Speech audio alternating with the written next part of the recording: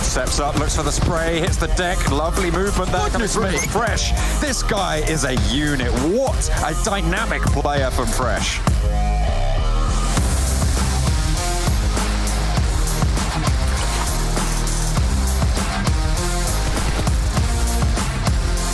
Gapahala with an aid around the side, spots the player, goes even as the blue zone puts a hurry on things. Around the side, Beast is there, looks for the spray, goes low and goes down. Gapahala.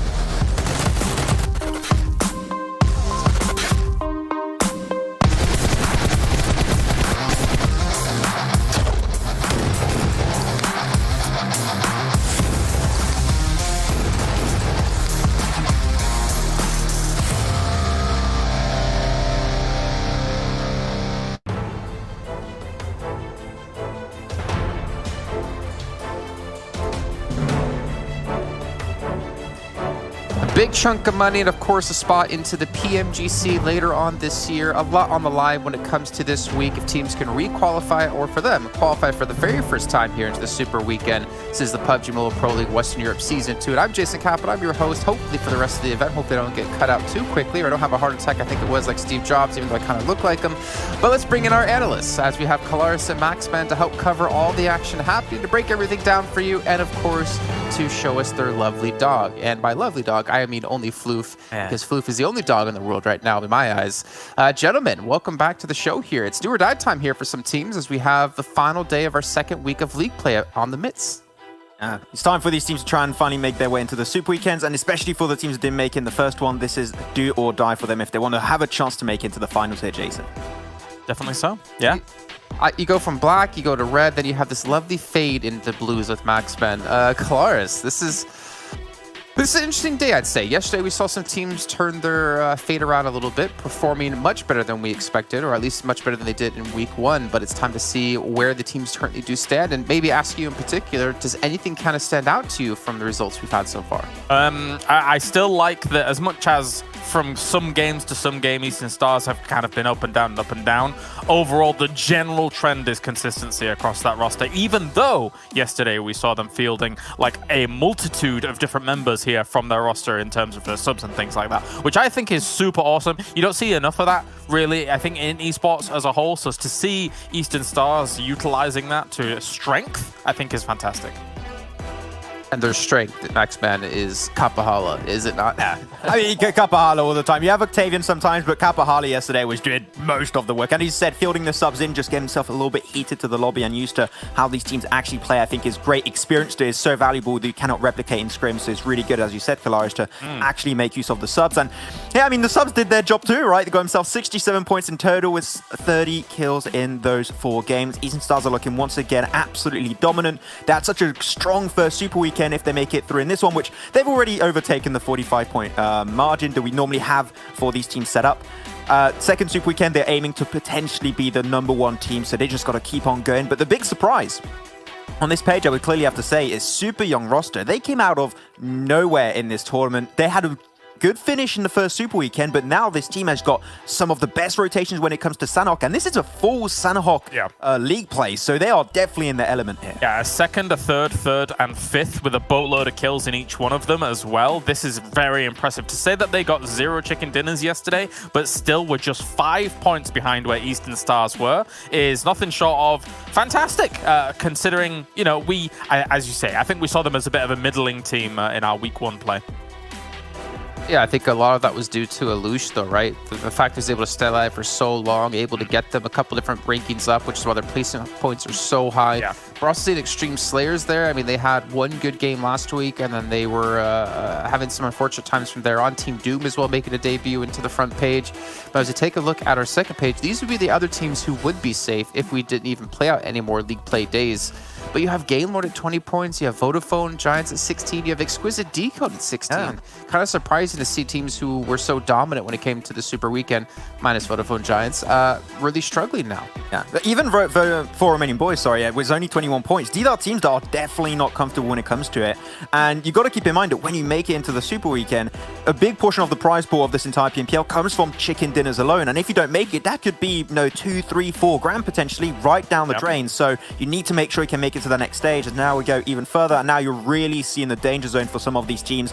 ChasMac Gaming, I'm going to have to say it, but they had a horrendous first Super Weekend. If they don't make it again, that's going to be basically almost kicking them out if they don't make it or don't have a good third Super Weekend. So ChasMac Gaming and especially Destiny are the two teams I'm looking at that just need to make it through this time and need to have a good day. And we talk about this many times when it comes to the league stage play, but these lobbies are more volatile, and it does bear repeating. The fact that it's constantly like rotating from an extra 4 teams come in, different ones come out and stuff like that. So rotations get a little bit less predictable. So there's something you got to look out for. Yeah, I think especially when you look at it and talk about the teams changing every time. Out of the 20, you've got 16 that join the lobby every time. It forces teams also to prepare every single time. So if you have a coach, if you have an analyst, that is a time where they're actually going to be making their money. It is so valuable to have, so they can actually prepare you every single game and you don't have to spend too much time really thinking about it. But this is the one, and you talked about it, right, Jason, for SYR, Alush just being so dominant for his team. And we had the same issue really when you think about it for Exquisite Décode UK, when you would always have one player, that was Reznov, remaining until the end.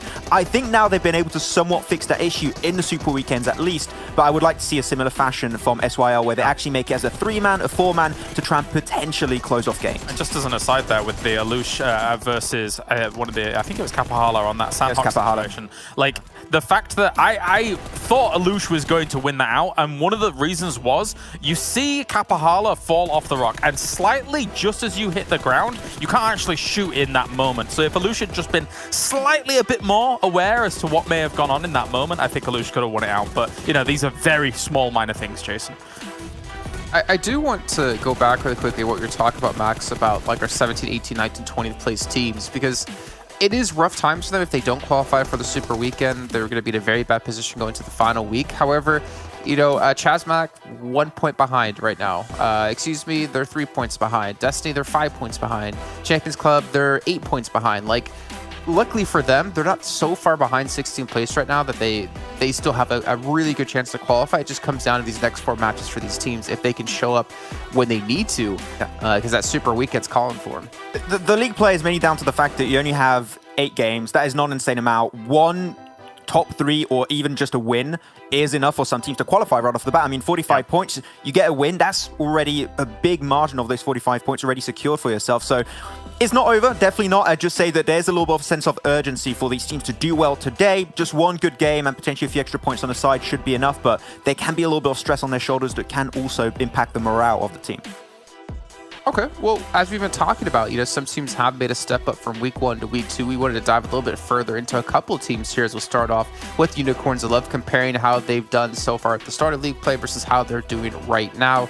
And I think we've seen Unicorns of Love improve quite a bit. However, Kalaris, I feel like we have not seen the Unicorns of Love that we expected. This is not the Panda team we saw last season. Yep. This they're coming in. This is the bulldozer team. This is the powerhouse team that we believe should be challenging for the championship. However, as you say, that has not been realized just yet. I think when it comes to what they've been showing so far, they've looked a little bit disjointed in how they're operating things. You see, and we've spoken about this at length, Max, star players on this roster, but it feels either like two duos that are kind of separate from one another, or one duo and two singles that feel separated from one another. There doesn't look like too much coordination going on here that would make them a championship team just yet. It just feels like, I'm going to have to do an anime reference here, but it feels like Valhalla from Tokyo Revengers. You just take Unicorn's head and you just chop the head off right now. There's no real sense of direction with the team, and that is at least one thing that we've been able to find. I mean, I have no clue what he's talking about. No, it's okay. It's pretty good animation. Watch it. But regardless, is there a spirit bomb in there somewhere and a super Nah. Spirit bombs. Nah, there's no. You go back in time. It's actually pretty sick. I recommend it. It's pretty good. It's 10 out of 10. But this is something that we've been able to find out there's a big issue with the team. Of course, it takes quite a bit of time to work on that. But I don't know.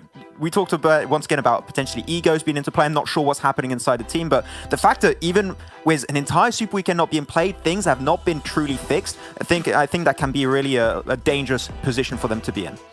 Well, I think it's fair to say this at least, though, Colors, is that for Unicorns in particular, just because you have those 3 days off doesn't mean you're all of a sudden going to get a massive amount of practice in, right? You're not going to be able to fix all your issues right away. Fair.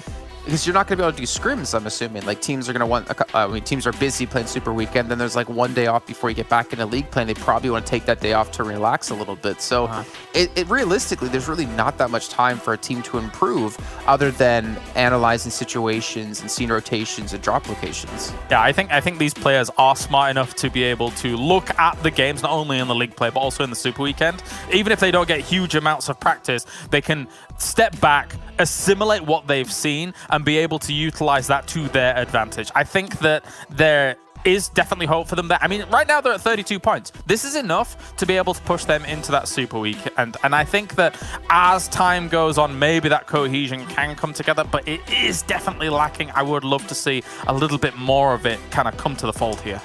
Yeah, just get some reps in at the gym, pretty much. Get some reps in the forums and getting some rounds under your belt. But another team who doesn't look too cohesive at the moment, and again, we started to see some really good glimpses of them at the later half of our very first PMPL season here for Western Europe. It's going to be Nexus. It's going to be the Romanian crew of Nexus. And one thing we noticed yesterday, Max, if I'm not mistaken, is that Dexter wasn't really playing with the roster.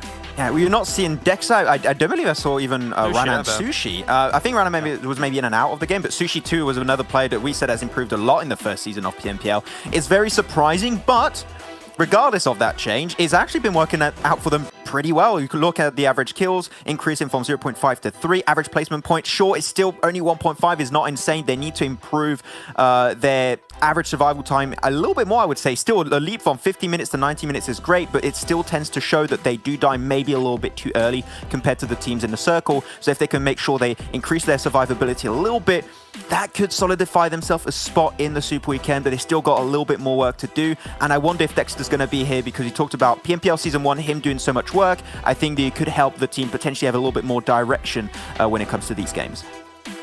Yeah, I'd say he was similar to like the GK first of Panda. He was the GK first of Nexus. He was like the star player at the time, though. Yeah. Obviously, he wasn't off doing his own thing most of the time. But yeah, you know, Cloris, I don't know if you have any thoughts about this in particular. I mean, we saw promise out of this team, and we're not sure what's changed. I mean, we had Game Lord where we heard promise about the team, and then going into Season 2, they show up. Whereas Nexus, we saw the promise, but then that promise has kind of disappeared. If Dexter is not playing with them back on the regular, I do have genuine concerns for this team right now. Like, still, I mean, yes, there's been slight step-ups from season to season, but that he was definitely, as you might mention, he's definitely the star, and he was getting them out of tight binds quite a few times, which I think could cause them some problems if they don't have him on board. I don't have much to say about Nexus right now because they haven't shown me much right now here in this season in particular.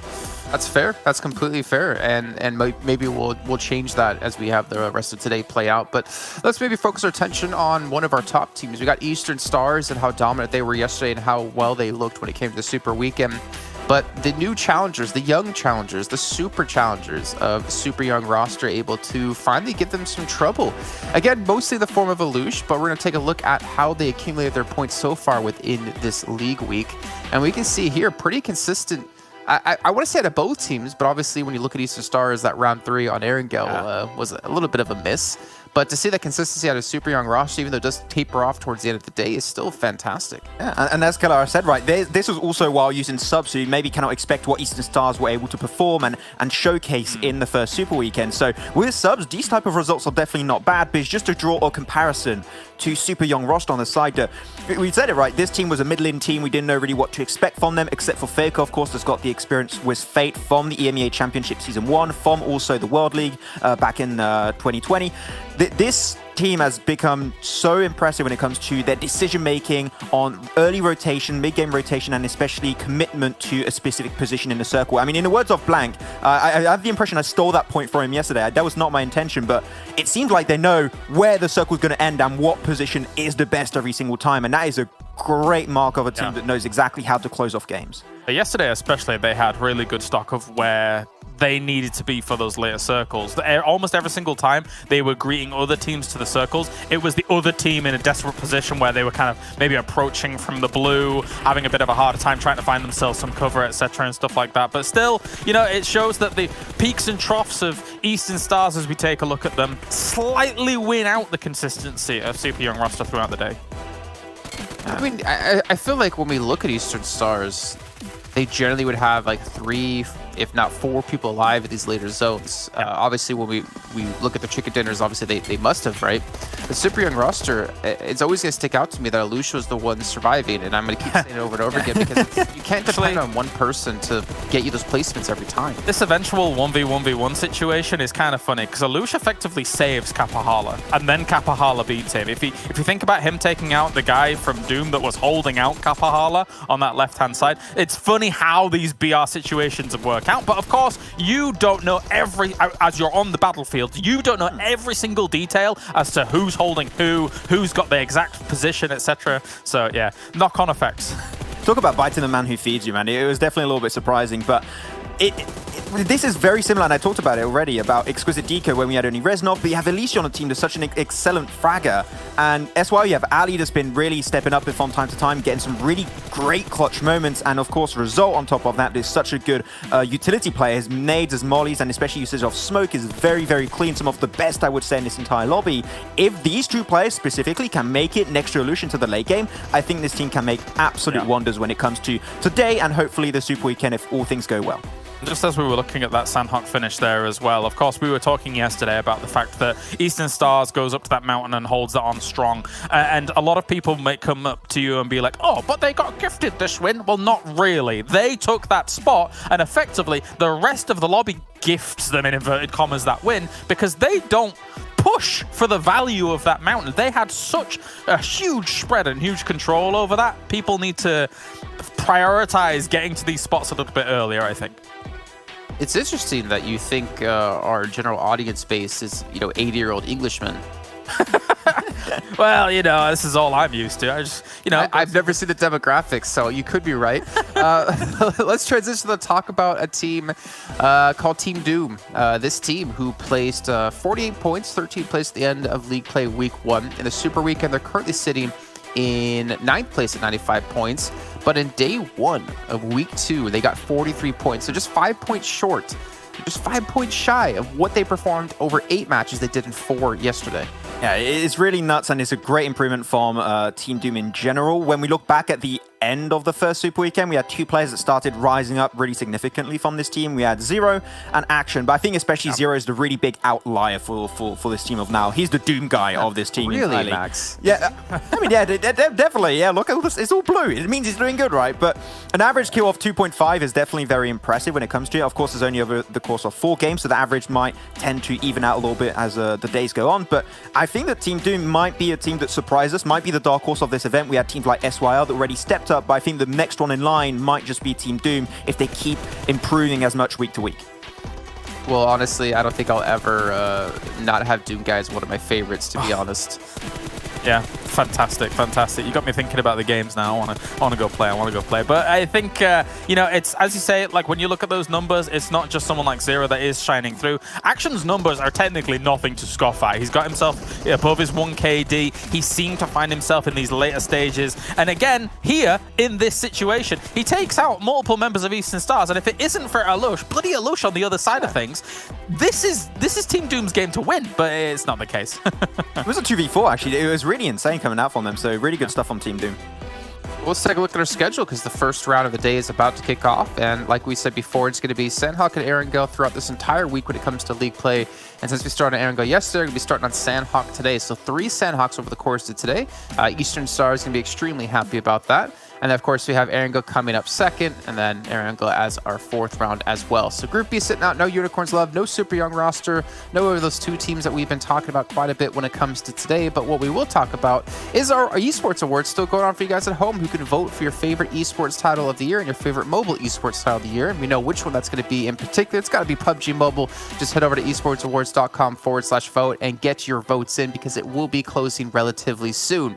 Just like our game is about to start relatively soon, giving predictions now. It's going to be Kalaris right off the bat. I'm going to give you an out on this one, Max Spence, so you don't have to worry about it. That's fine. Kalaris, who's taking round 1? Because it's got to be the recovery of Exquisite Décode. I did it before. I'm going to do it again. It's coming home, baby. We'll see it go down. All right, Max, you can't choose them. I was literally going to say Exquisite Décode. Now I'm stuck. If they win, I'm going to be so mad after this. I'm going to go with, let's say Team Big. Let's go. They got the first one yesterday. Let's see if they can do it again.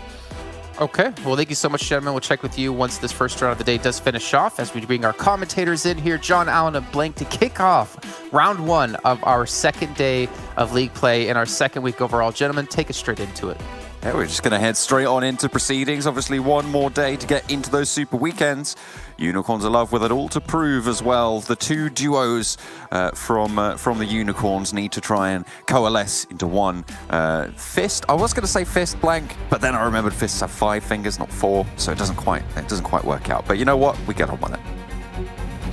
Yeah, well, it depends if you've lost a finger in the process, or if you've got a sub, but you've got a sub out there, you know, that's how this sometimes works. Then sometimes teams have 6 players, in which case you've got a bit of a stronger fist, let's put it that way. We are heading straight into game over towards Sanhok. This is our round 1 of the day, heading straight over the top, checking out the playing path, see where we're going. And we're heading from Tambang up towards Cowside. So that Northwest Island very clear here, John. So Eastern Star is quite happy to drop down here nice and early. Now, there's a team that I'd like to see do better on this map, and it's big, right? You know, I think the Northwest Island is where Mickey feels at home, especially within last season on Destiny. Now over here on Big, feels like he's controlling a lot of these rotations anyway. But because, you know, on this side you have Conquerors, you have Eastern Stars and Big as well, Northwest Island becomes kind of a bit of like a cage match between the top teams over here. So whoever comes out on top really deserves to be out there in the lobby. So it's an interesting one, but I would like to see Big do slightly better. We do get this nice eastern shift on the circle, which will mean this Northwest Island will have to be vacated very soon. I mean, they've got them in there for 3 minutes, and they've got to last it out to try and get in, because they are going to have to rotate out after that. And over onto the Eastern Island with the circle popping as it does. To be honest, I quite like this circle. I feel like I don't really like, for the teams certainly, to have to cross around that trifecta area, around that confluence in the middle of the map. Just isolating it to this Eastern Island, I think is a lot better in terms of the level of competitiveness that you can see from a circle like this. But it is still Sanhok, so there is still chaos. Yeah, it cuts a lot of uncertainty right away from the game, and that trifecta point is very difficult to cross. I think the main uncertainty for the majority of the teams on the western side will be like, where do you need to cross and how are you going to get round? Because for Big, their typical rotation path is down towards Ruins, Sami, cut in towards Cave side, and then make your way into circle that way. But realistically, that's a lot of issues that you have to traverse. Not only do you have to get across a bridge, you have to cross another bridge down towards Camp Charlie, and then get past Quarry, depending on where the circle goes. So a little bit of a rough time ahead of them. Game Lord on our screen right now, yes, that was a bit iffy for me, to be honest. Not quite on usual form. Again, it is league play, and you do just need to qualify, so it's not the worst thing in the world. Right now, though, they're looking fairly pretty, to be honest with you, John.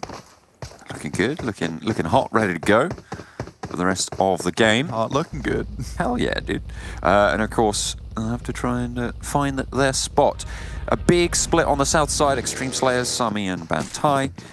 You've got a lot of other teams, not too many teams close to each other. Destiny and Nexus Gaming, one of the teams that they were talking about before with Nexus Gaming, still without Dexter on the roster around Paradise Resort right now. Nexus Gaming split 2-2 around the position, with Destiny occupying the central.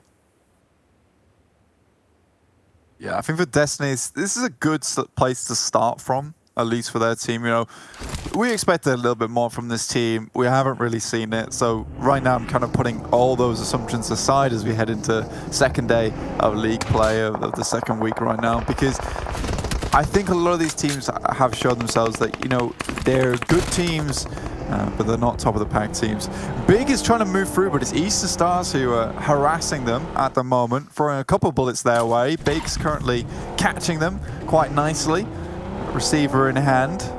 Take too much damage so far, but they do leave Mickey as well as Swave behind, whereas Eastern Stars, they're all locked in for the long haul over towards the bridge side, so might be a bit difficult for Big to get out. And even so, they've got a difficult decision ahead of them, John. Do they want to head up towards the north side, deal with Conqueror, or head down towards the south side, deal with Eastern Stars? It's not pretty. It's not pretty. I think it also depends on when Conqueror and Eastern Stars decide to make their move. Is it worth it to them to guard out Big from these next circles, right? Or do they want to get a spot further in? Because you might spend that time. Sure, you might get a couple points and maybe a kill or two onto Big, a squad wipe if you're lucky. But then you have to move through the rest of the teams that have already taken the time that you spent taking that fight into the center of the circle. So it's kind of a double-edged sword to be able to take on a team like Big. And I feel like Eastern Stars, they just want to spot out that way and move backwards whilst they're doing so. I think, yeah, if you're Eastern Stars, it would be nice to get rid of the Mosquito behind you and Big, and then try and move into the center of the map afterwards. But to be quite frank, John, it's again, yeah, like you said, double-edged sword. It's like that time you take to get rid of that team could also be made getting further into the circle, and perhaps you don't have to worry about them later on. We are checking out Destiny once again. Very typical position down towards the south of Paradise Resort. Very easy to scout from here. You can see all the way over towards the other hillside. I believe that is. Excuse me, off in the distance though. Aegon, I believe that's Aegon, has taken a few shots, so they should know where that team is. But they're so central, and this roadside is quite safe, to be honest. With all the sight lines it has around it, it's fairly open for Sanhok, we'll put it that way. You know, the majority of Sanhok feels like you've lost your mum in the supermarket. You can't find her anywhere. It's just winding holes. Ooh, very close to Narvalo right now. There's no way that Narvalo knows that there's a player here. If he goes to the shack, he's going to go straight in. I mean, this is a free flush, and the rest of Game Lord aren't close enough to get the refrag. Dude needs to get out of here, though. He should be aware that the rest of Game Lord are waiting around. He only heard the one set of footsteps and is able to move away, so nice reposition coming through. Sure, has some sightlines up to the hill, but is more exposed here. The rest of his team, however, for Nexus Gaming, they are all the way on the eastern side of Paradise Resort. If he gets knocked, he's dead. Yes, absolutely. It's a bit odd to be playing this position. He does pick up a kill for his trouble. This was something we saw yesterday as well, John, from Nexus, was quite a large split down from Paradise Resort as well as Barn. So yeah, it's a bit weird for me to see, but then again, I never have any questions when it comes to watching Mickey perform this kind of thing. But he's proven he can do it. Doobie's already got that one kill. I think in this moment of time, just taking from Mickey's experience and what I've watched him do, this would be the time for him to, you know, sling back to the team. That's slow bit. Luna, yeah, just trying to get across the river in the tuk-tuk. I mean, you get across, but with Eastern Stars right there, who have crossed, by the way, there's really, I mean, it's just too slow. You probably would have been better on foot in that scenario. That's Luna. what I was thinking, yeah. Like, I mean, you know, it's unfortunate, but Luna almost certainly going to go down here. Smokes do bloom and a potential to crawl away, but with the nades coming in, I just don't see Luna surviving here with that hit marker as well. You see Bazzi just peppering it in front of as well. I mean, yeah, that's it. Luna goes down. A couple nades and Eastern Stars pick up a kill. TSC Sirens lose a player pretty early on as they try and leave from the compound around that confluence. The roadblock is alleviated just that little bit. Diavala even taking shots as she makes her way back up the hill. Looking at their rotation path as well, John, I mean, they were in ruins and moved off to the eastern side, held across the river, and didn't move. Now, that says to me that they were looking to hold this crossing. The Eastern Stars currently are holding. And Eastern Stars are up on the mountain, fairly split as well. The fact that they've been able to get here before Dire Sirens and hold it down is ridiculous. Like, I feel like Dire Sirens should have been able to move a lot sooner. Looking towards Destiny now again. So very, very close proximity to Excuse Me. Remember, Excuse Me is right on top of the hillside with a fair few bits of cover to them. Oh, you can get the hit markers in game. Stop punching me. I'll ban you. Hey, look, enough of that. Enough. Come on. Yeah, sort it. Come on. Guys, come on.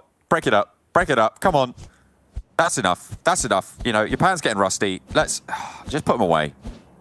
Oh, goodness me. I enjoy that there's actually no scout going on at this moment. They are fully committed to the pan fight, just clinging and clanging up on the top of the hillside, which would give them away if that made too much noise. I'm just glad, I mean, they maybe even throw the pans down the hill, hit Destiny, see what that's about. That would be hilarious. Both like on 3, 2, 1, throw the pans, and they're like, ha ha, and then it's just like knock in the kill feed. Wait, what? Our pans will block out the sun. Destiny will fight in the shade. They'll be down the hill a little bit further. Dire Sirens, they move away from their hillside. They play around the junction on the roads to the south of Boot Camp, to the west of Quarry. Exquisite Décode UK, the fought over prediction on the desk, will be on the western edge of Quarry. And with the circle as it is, I feel like they're in a pretty solid spot here, guarding out teams like Team Doom, Xtreme Slayers around the side. Conqueror taking a fight on the northern edge with ChasMac Gaming. I think that they've moved pretty aggressively through the northern side. I think it's difficult to move through this area. Look at how many rocks there are afforded to ChasMac Gaming to be able to post up in several different locations. Luckily, Conqueror's only sent K-Link forward first, so at least they do scout it. They know that the area is dangerous. They only lose with one player. Sometimes you can afford to do that. It's a case of like, look, dude, you might die here, but at the very least, you'll give us some good information. Getting a replay of the pan fight. Mitchie has the high ground in this scenario, right? So I feel like Albert doesn't really stand a chance in these pan fights. Also, only just pulling out the pan towards the end of the fight. I mean, you see that last bit as well. He looked fatigued. Yeah. And I think it was the 2 overhead swings, which are quite a powerful ability from the pan. You know, that takes a lot of energy to pull off, and the fact that we did see Mitchie performing such a rigorous routine before this match started. You know, he's been really working those shoulder muscles. Yeah, absolutely. I wonder how much one of those cast iron pans weighs, right? Because you've got to wonder if that plays into it. Is it just too heavy of a weapon? Do you want to try and swap it out? Because I feel like, you know, the pan, as we all know, level 4 armor, the best weapon in the game. Oh, yes. But, you know, is it worth it if you're in those 1-on-1 duels? Yeah, is it really, really worth it? That's the real question. But, you know, we just saw some excellent form from Mitchie there. Albert should be ashamed of himself to even begin that battle. He lost before he even knew it happened. Conquerors over towards the northwest side. Obviously lost a player earlier towards ChasMac. ChasMac have swung down towards the southeast, or at least trying to. They're currently in the northeast at the moment, but it looks like that's their rotational path for the time being. LMV moved in from Camp Bravo earlier on, so they're fairly comfortable here, and Dire Sirens, they've retreated to a safe little crossroads.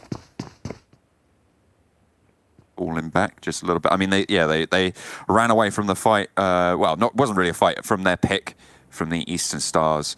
And that ground is now covered. As I was talking about before, the little scrap on the north side started to come through. Actually, I'm going to take that back because we are now back in with Sneaky Doo and going for a spray. And he will find another victim. Gets the knock. Maybe not getting the flush this time, though. Actually really wants to go for that. Jamaz not so lucky. AZ pushing up now, up to bat, and will be able to get the knock. All right, doesn't get the flush, doesn't get the point. Jamaz will be safe, and finally is punished for that position. The rest of Nexus Gaming, though, are right there. They have come in to potentially save the day. And there's Runner across the way, gets the knock, and now that's 2 down for Conqueror. Doom might have done a little bit more damage than maybe they were expecting. And you've got to remember that there was a pick earlier as well against ChasMac Gaming, from ChasMac Gaming, which means Bina is the last player alive for Conqueror here. Could Doom be the foil to Conqueror's rotation on the north side? I mean, Runner's pushing in, trying to zone it, have the blue zone to their advantage, and Bina now wondering what the hell just happened. Yeah, it's really confusing actually what Doobie performed there, and I'm not sure what the rest of Nexus were planning in this situation.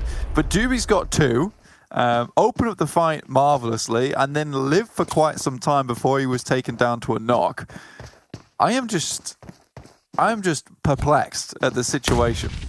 Oh, for sure. I mean, Creator now moving forwards. Bina wants to take the fight by the looks of things, getting the spray down, but needs to be careful in terms of the bullets there. Creator, I mean, position is known here, I'm pretty sure, playing around this building. Rana is waiting out of the blue zone at the moment. Creator playing up by the building. They're really trying to guard this one. The circle heavily shifting south as well means that they are going to have to move pretty soon. This is the last first aid for Creator.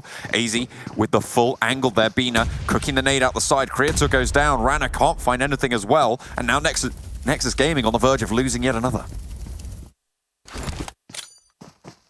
Runner dropping smokes out. But yeah, this is very confusing, to say the least. And it's not like Nexus are just throwing away their league play. If we look at them, they're currently sat with 19 points, so they're in with a running. Oh, Runner finally takes down Bina with a nice drop shot, and that'll be Conqueror's down. But now this places Nexus Gaming in a very awkward spot. They should just be about able to get this res off. We're only in zone 3 right now. Creator didn't have meds though. Yeah, okay, well that's even worse, isn't it? Oh, not sure, maybe they dropped some over. Destiny taking heavy bombardment right now. Struggling in their position. Looks like LMV the ones to try and take them down there. Just Whiskey left on the hillside. Only 1 player standing on the squad. And LMV have given them what 4 on the north side of Quarry. Exquisite Décode UK in a really solid spot with their backs to Quarry. Very difficult to approach them from that angle. They've got a lot of control over these hillsides. A lot of control at the moment. Game Lord also trying to come down from boot camp, John. I don't know if you saw this one earlier, but they'd headed up to boot camp, which is not a place to hang out, especially when you've lost a player. But they were comfortable to just assume that no one else was coming into boot camp for that time being. Champions Club also moved down on the northern side there, Sirens towards the middle. But now it's Exquisite Décode UK. Great position, actually. Great position indeed. Just have to play for it now. And I mean, we know they've got the chops for it. Both of the desks wanted to predict it. James managed to snag that one away, which means that he gets all the credit if they win. And Maxman gets all the blame if they don't, because of course he wanted to. So it feels like, you know, you could still put the curse on. That could still be a thing. But the next circle about to come on through. Looks like Nexus Gaming did manage to stay alive, keep all 3 of them going into the fight after they lost Do. And they are going to move in from the northern edge. Conqueror's Club a little bit ahead of them. And Exquisite Décode UK, again, stick in the circle with the next. I think it actually gives them a lot of safety with the Quarry to their backs at the moment. I think their main issue is going to be dealing with LMV as well as Excuse Me. It depends where LMV actually head, because if they head down towards the south and try and chance this one out, they are definitely going to come into contact with Team Doom. And I like this position from Team Doom because they know the teams on this eastern side will be funneling down towards their position, but they need to be ready to actually receive them. But ChasMac Gaming, in the meantime, just slung straight past them as fast as a moving rocket, straight into the circle. Good stuff. I mean, they've got a spot, and you're right, it's a pretty decent spot here. I mean, the hillside is playable. They've got a lot of rocks, a lot of trees there, and they are in the next circle. Team Doom will want to take this one back here. Vodafone Giants may be also looking that direction eventually as they move up towards the north, but they have problems of their own to deal with. ChasMac taking shots, and I feel like they actually found the shot there. Team Doom moving closer and closer with each passing second. Yeah, ChasMac taking shots back now with Yesh going down for Team Doom. LMV also taking shots. So Exquisite Décode UK's position, although not in this fight, is becoming increasingly stronger by the fact that all these teams are taking shots at one another. They're super happy in this compound at the moment. I think if I'm rooting for anyone, it would be Big. I've enjoyed this rotation they made. They waited it out. They weren't too late, but they weren't too quick either. So they're in relatively safety for the entire time. And in my eyes, that's always a plus on Sanhok. Whiskey is making a mad dash on the bike there with the wheels screeching. Yeah. Timing on that one. You know, Action was running. He put his gun away to move faster to get an angle. If he'd have been there just a second earlier, he might have been able to get the spray down, but taking damage across the way, just able to hit the deck, and the rest of Team Doom suppressing LMV, but their shots back towards them as well. The LMV make it into the quarry, but getting out of there is so hard. And with ChasMac Gaming staring down their sights at you, it's all the more harder for Doom to suppress them here. Yeah, that's Action dropping to the floor as well. Yesh gets knocked out of the game. Exquisite Décode will. Primary Scout has a decent position from this outpost, but Idan knows his spot, and Will takes a few headshots before he drops back to the floor. So just in time. Could have been a lot worse. Eastern Stars holding out the guys from Nexus. Again, we knew these guys were coming far too late into the circle, and they couldn't even make it direct south path because of TSC Sirens and Excuse Me. They've had to swing over to the west side, and now Eastern Stars happy to receive these kill points. This might be good news for TSC Sirens. If they move now to somewhere a little bit more central, if they move away from their compound, I mean, this circle shifts to Exquisite Décode UK. It feels like they've been blessed on this one by someone on the desk. But TSC Sirens, if they move now, when they know Eastern Stars are in this fight with Nexus Gaming, they might be able to get in ahead, but it feels like they're just a little bit too slow. They've had a lot of time to make that call, but it just hasn't come through. Now, Excuse Me in a little bit of a better spot, and actually, one of TSC Sirens gets knocked by Excuse Me across the way. As well as Excuse Me taking some heavy punishment from some of the players from Exquisite Décode UK at the moment. I think that for Exquisite Décode UK, it's quite easy to hold this compound at the moment. There's windows on either side, so you can see out. You've got to be careful you're not showing off your body too much, but it's going to be difficult to actually hit this compound hard, because how many teams have the vehicles to make this happen, especially on Sanhok? Most of the time you are crawling on over, so realistically a lot of this game is going to be about please circle, get them out of that compound as soon as possible. It's very hard to get in without a very well placed shot or a good grenade from across the way. On the west, though, Eastern Stars really stayed too long, I have to say. Nexus Gaming, they sort of almost baited them to stay too long, and now Game Lord are into the fight, and they're taking scraps out in the blue zone this late in the game. I mean, you're losing 2-3, almost all your players, almost every time. Bazzy and Rob's now the last players for Game Lord and Eastern Stars. Trying to just make the mad dash, trying to stay out of the blue zone. Look at his health bar just ticking away. Has to gun out, has to run away from anything that he possibly can. Gets the crawl on as well. Very close to Xtreme Slayers, but I feel like Rob's, you're just not going to be able to get that one off in time. Bazzy, maybe look at a heal out in the blue. Knows there's a lot of meds on the ground there. Can start to hunt it out. SKP and Big on the southwestern edge as well. Looks like they want to go for a heal off, but GODSENT is going to take a tumble. Now it's just Rasho. Oh, this is rough. It's yeah, three heal SKP teams. down to, we're just healing out right now. ChasMac all the way into the southeast, but Exquisite Décode UK, great stuff from them. And the funny thing for me is that this game has just kind of felt like they've got their feet up the entire game, just sipping a cup of tea next to the fire, whereas all around them it's just chaos and madness. And they've not had to do anything much about it because the world has been falling apart around them, and Reznov, just rips apart the remaining players of Excuse Me. Now ChasMac Gaming and LMV have to fight it out between themselves. Xtreme Slayers probably the only team with a chance in this one. They've got the other building in this circle. They are a little bit more central than Exquisite Décode UK. And the question is, what can these teams from the quarry side do to move on in? Vodafone Giants finally lose their player. There's Rasho out in the blue zone still for SKP. As LMV try to make their way up, but do get cut down. Shadowen as well now into the heal game. 4 teams remain, 2 of them with solo healers out in the blue. Shadowen, final player alive when we come to these heal-off teams. 7 meds remaining. But like you said, John, now it's time to these 2 teams. And because both compounds on opposite sides makes things a little bit difficult. Now, this is really where the mettle of Exquisite Décode UK will be tested here. They'll have to move up towards Xtreme Slayers' position. That's just how they do it. There's a few rocks ahead of them. It's going to be difficult for Xtreme Slayers to be peeking out too much with these open doorways being so large, but playing it very safe for the time being.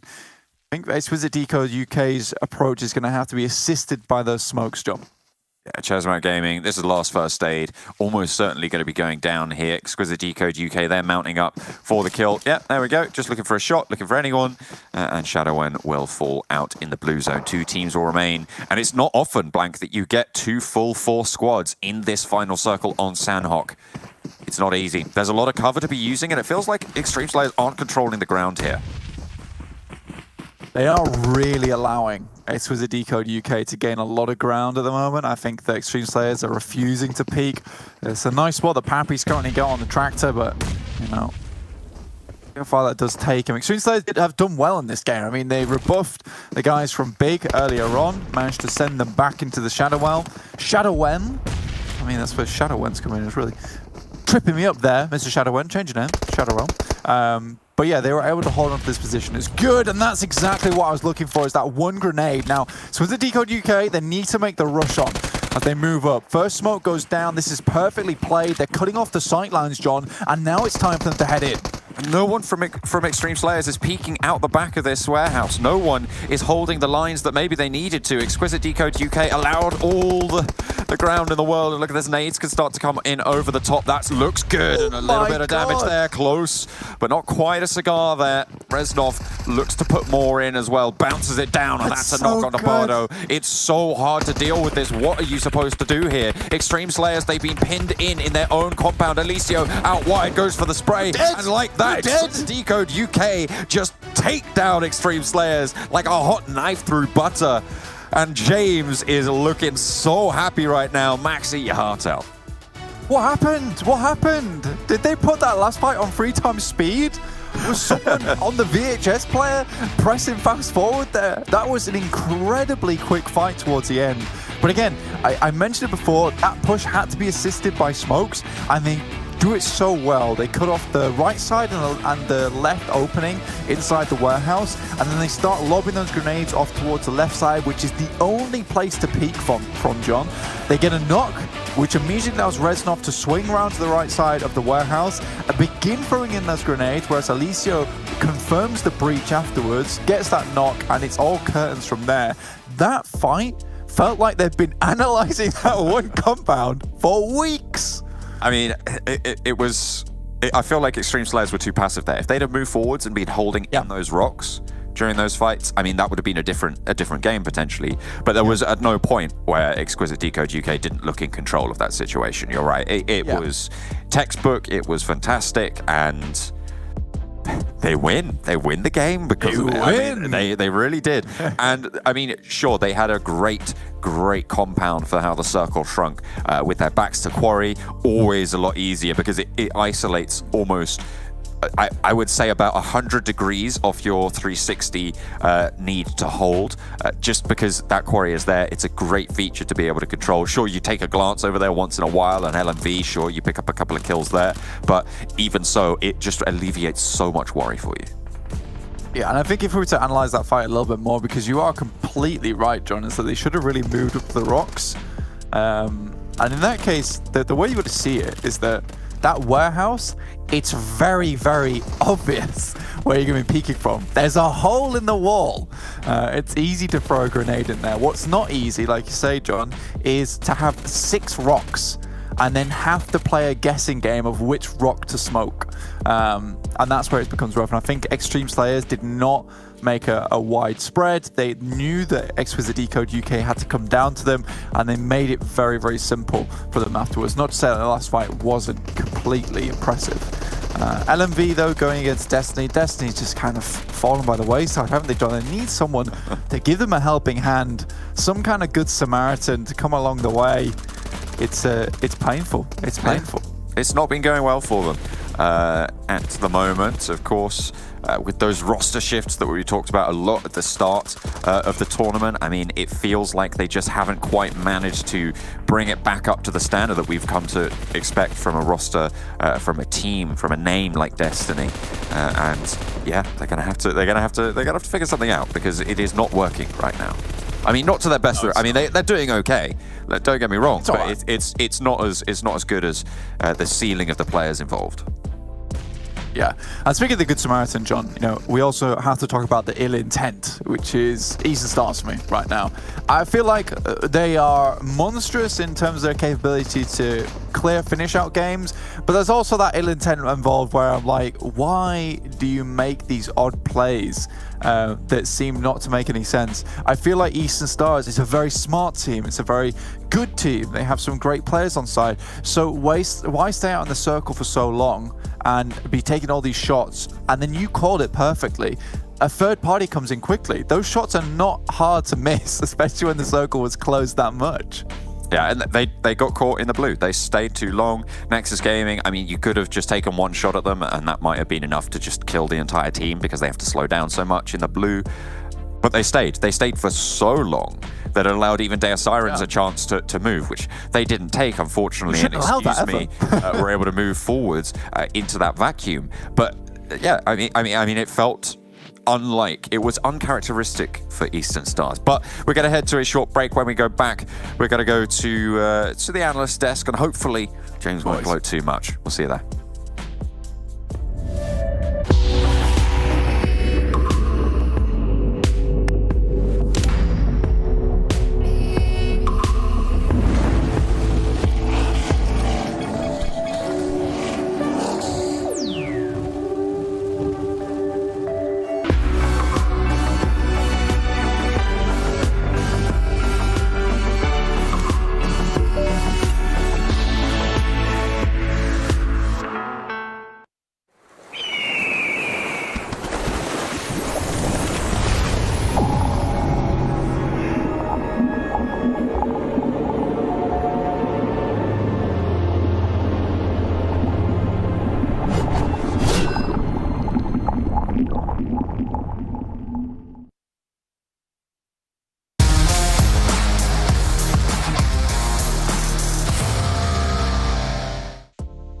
I don't know what it is about Kalaris. I swear these matches are not pre-recorded. It's not like he has ability to see into the future. He just seeming somehow to know that whatever team he picks is going to win a chicken dinner. Exquisite Décode able to take that one down. And Max, man, well, your team didn't do squat. Jace still here, the host, and let's start to dive into this.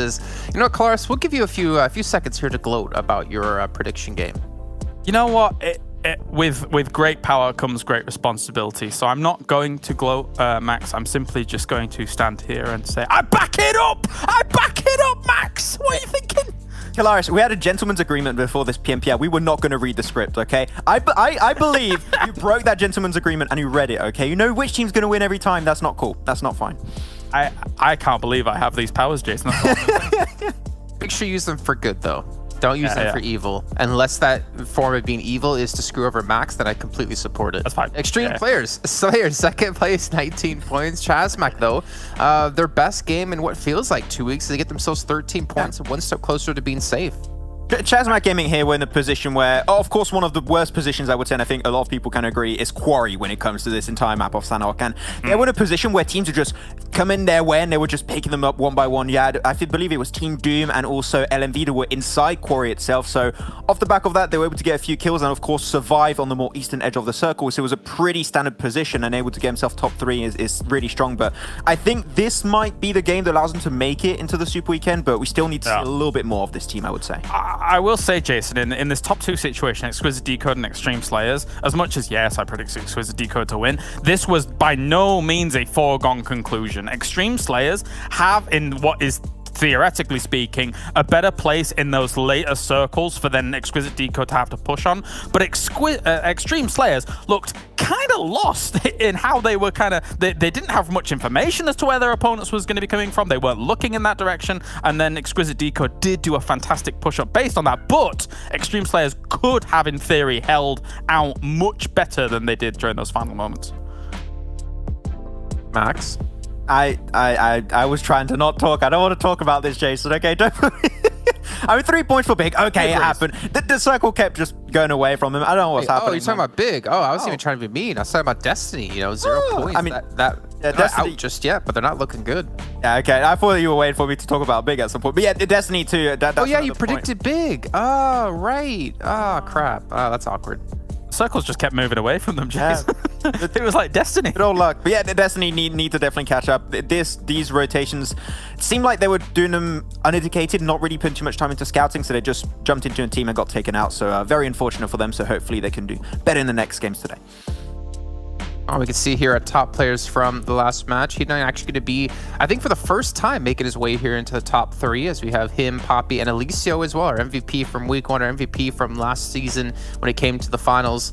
Not a lot of damage, but then again, it is Sanhok. Kind of expected, right, Kalaris?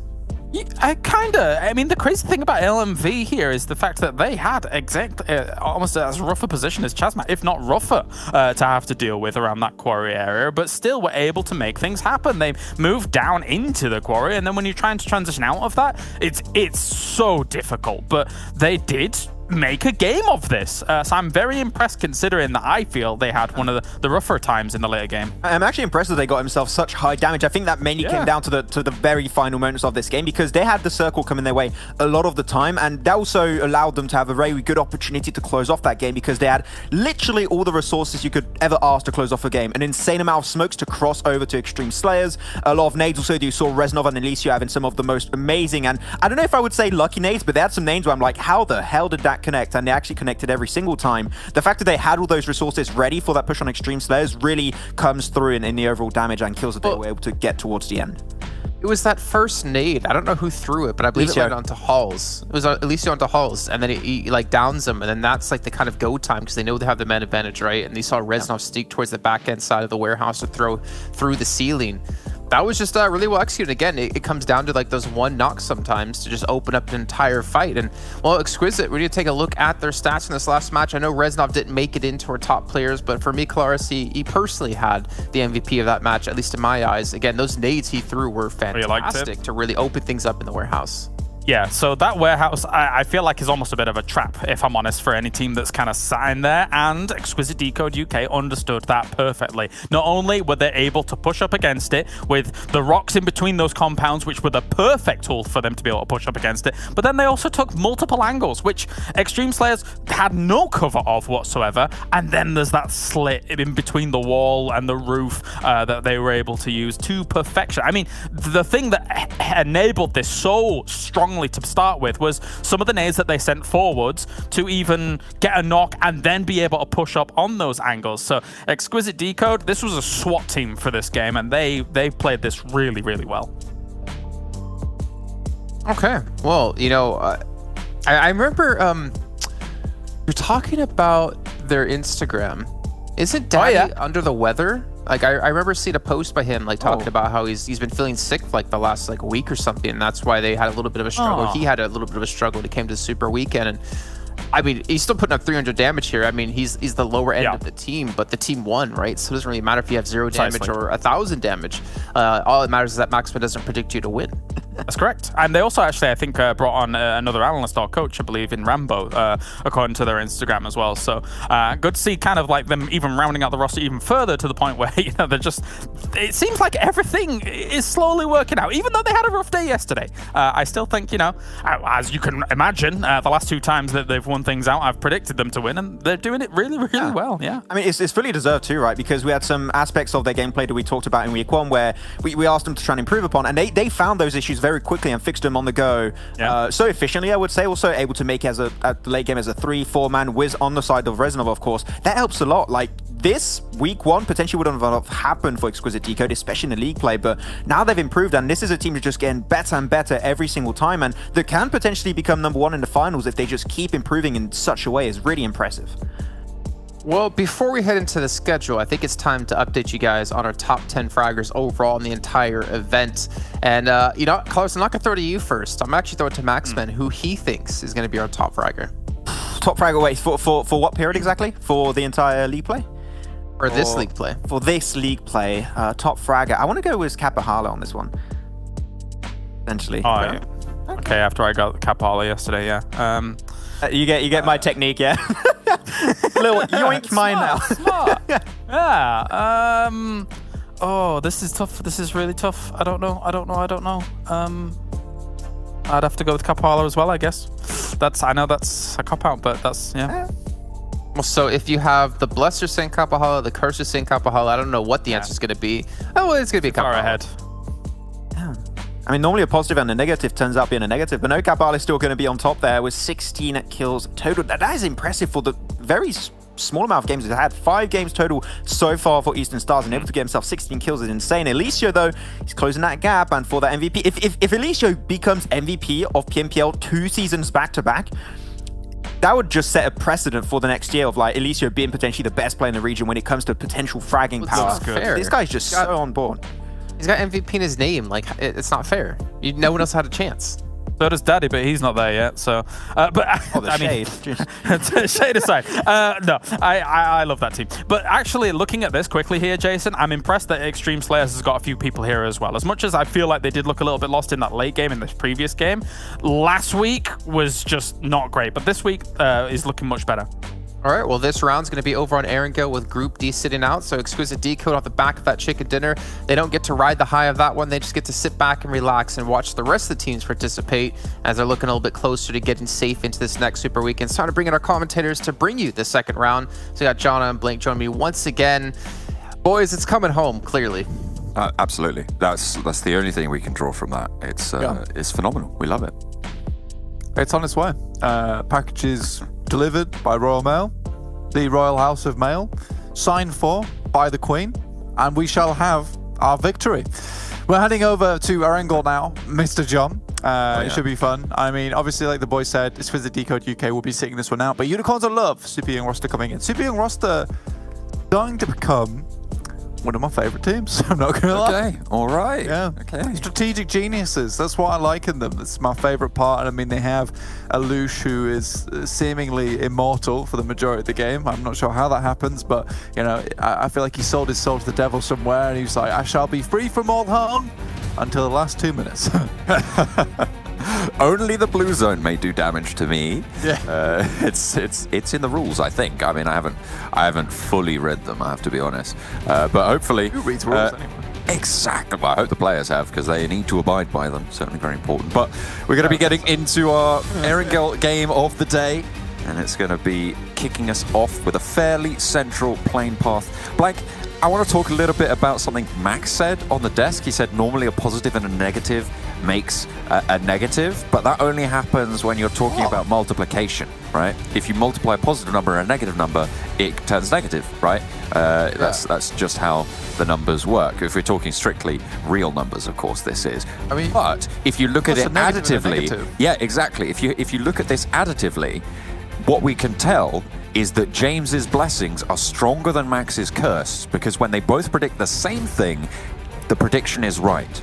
And that means the strength of James's blessings is stronger or greater than, the magnitude of the blessing is greater than the magnitude of the cursing. So James, if you want to be kind to teams, you need to predict the same thing as Max in order to maintain stability in the universe. Exactly. I think that's exactly where this needs to go. And purely, the thing is that right now, darkness is at its weakness, and we need to really buff up the light. In this situation, Claris's light is strong, and Max's darkness, it is weakening day by day. And we shall continue to weaken and watch his power wane as we continue through the tournament. So if you guys don't want Max to continue cursing these teams, I humbly request that you all post vigils tonight. Ward off against Max's dark powers. Though they are scary. I've seen him summon ice cream before. That was incredible. I did have some, though it did taste evil. It tasted devilish. That's me.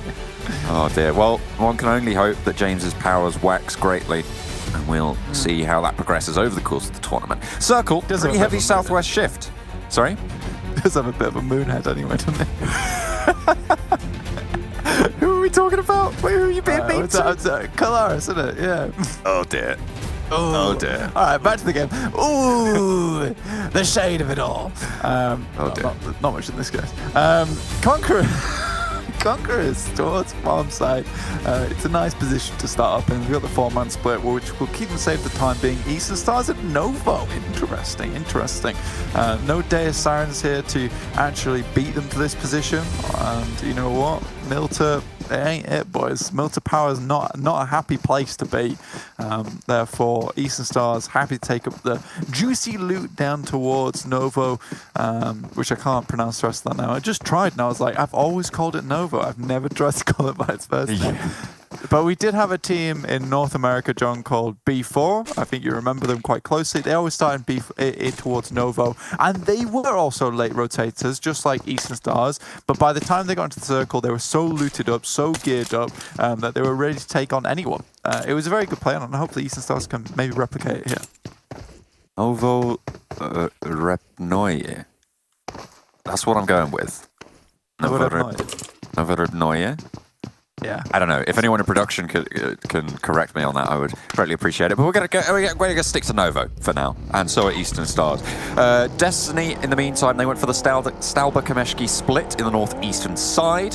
No Exquisite Décode UK to take Lipovka. This time it's going to be occupied, well, not quite yet, by TSC. Production has confirmed that I have Novo Repnoye right, which I'm very proud of myself for.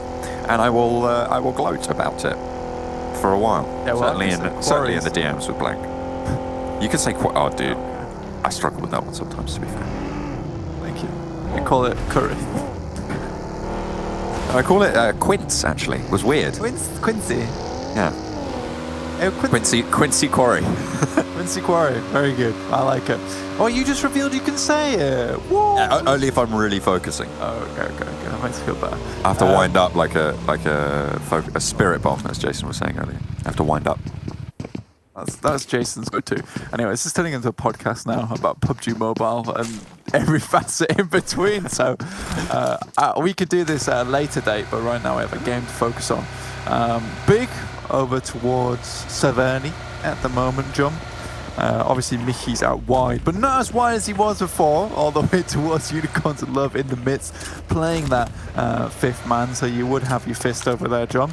But in this situation, Mickey's like, it wasn't enjoyable last time I went over there. So this time, I will refrain from making my approach and instead just head up towards the hillside and watch down towards Unicorns of Love position to see where they head off next. Super Young roster team I was talking about before.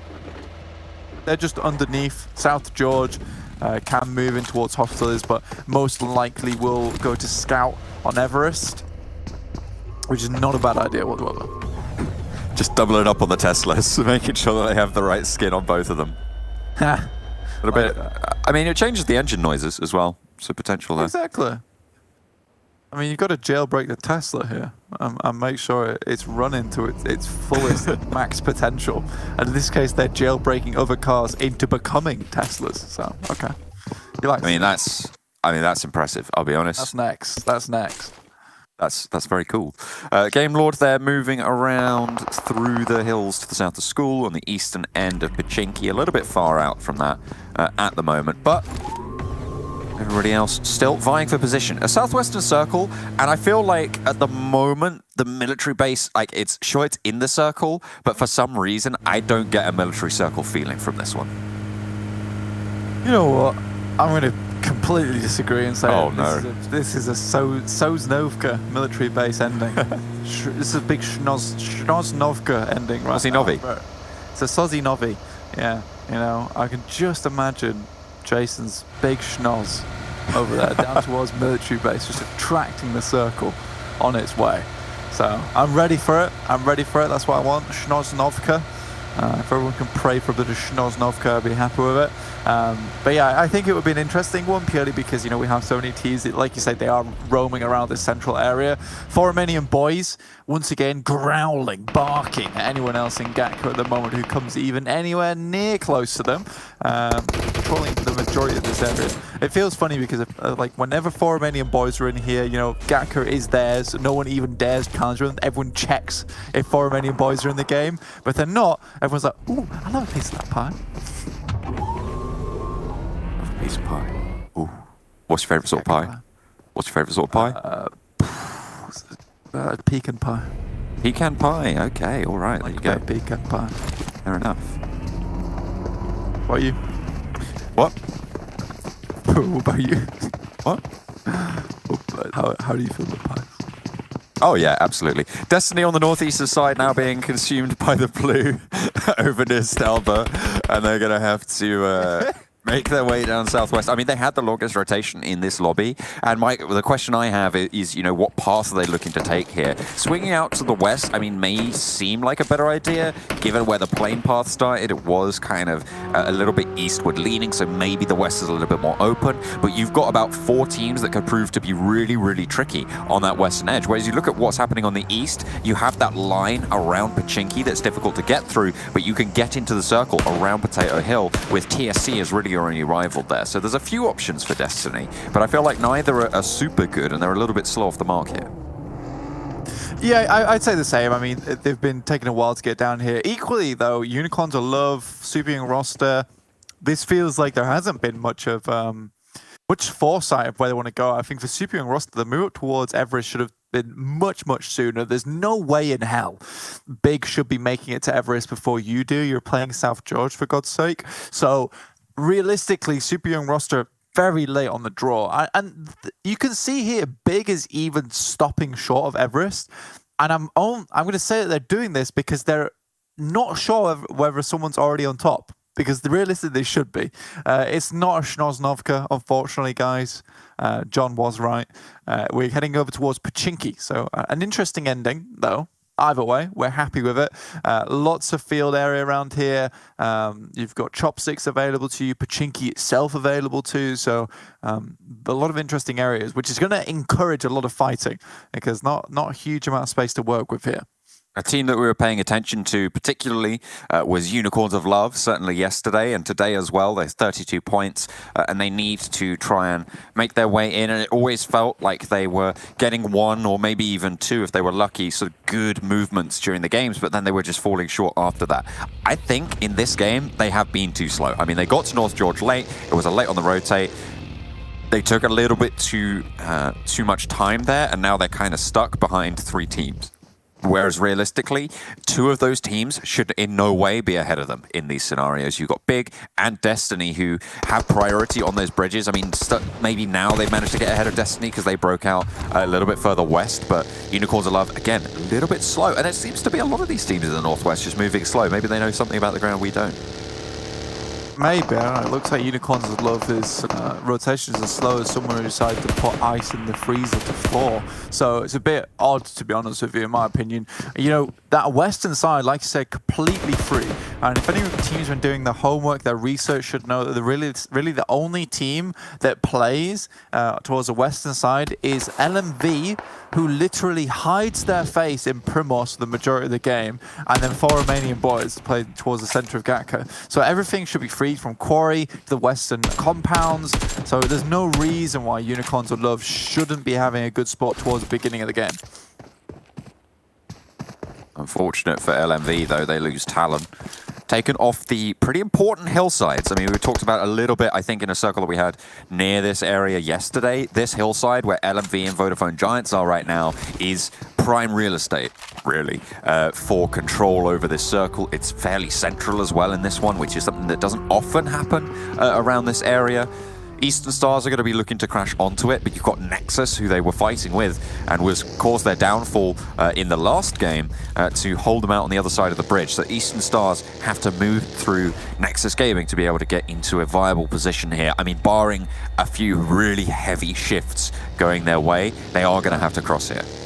Well, they will have to cross, John, but do they have to cross now? No. The circle's still on them.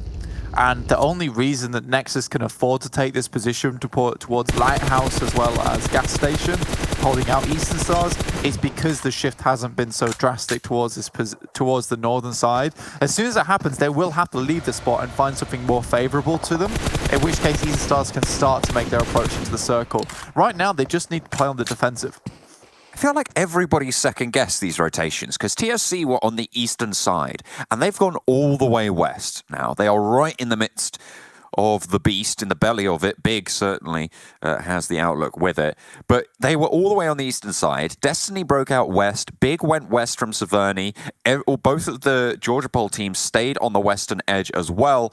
And you've now got the majority of teams out on the west, despite the playing path being east. So maybe a few bum calls in the future for some of these IGLs when they expect more people to be on the eastern side. I am very confused, to say the least, because for most people, coming down towards Hospital to that south side of Everest is the entry point for a lot of these teams. It's clear ground, it's fields towards the compounds in the future. And all of these teams are already there in the first place, all trying to squeeze their way in. Like you said, they've all moved to that west side where majority of teams have headed. So it's a bit odd. We are seeing four Romanian Boys going head-to-head against TSC at the moment. They've not moved too much of the four Romanian Boys, but already two quick knocks coming their way. One from Xtreme Slayers off in the distance, so TSC getting a little bit of help.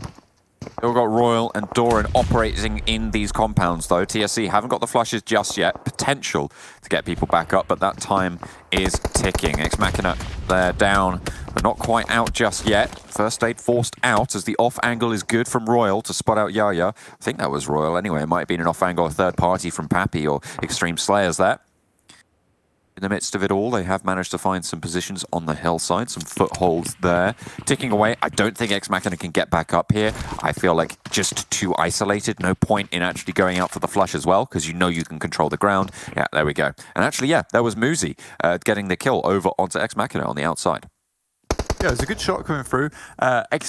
Eastern Stars now making their way across, and they all jump off the bridge, move past Nexus on the beach side, and they're all stumped by this.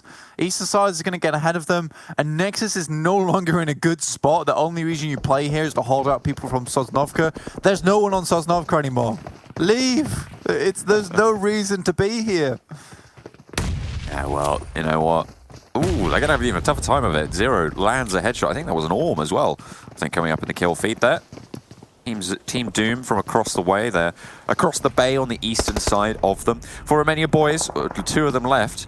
Look at us continue to hold against TSC. This crash has been going on for quite a while, and I'm surprised that there hasn't been more third parties than we've seen right now. I mean, Xtreme Slayers taking a couple of shots down, sure, but Big, Unicorns of Love, ChasMac Gaming, they're all on the western edge, and none of them are moved close here. I mean, TSC have been very lucky to have the time that they've had to push into this compound, play it a little bit slow and steady. Yeah, they've had some help from people around the way. Fresh takes a knock over from Big on that western side. Flush. And a flush as well. That is unfortunate. Doran gets knocked as well. Now it's just Royal left standing. TSC, one of them is down. Of course, they lost Tamtam earlier, which means that it is a 1 versus 2, but Vatoni will get rezzed. The circle comes in. This is interesting now for the teams on the western edge. A really hard shift comes on through. And the teams have a little bit more chance. There's a big hillside there that's great territory. ChasMac Gaming first to have a foot in there. I mean, there's small compounds towards Vodafone Giants, but other than that, it's fields.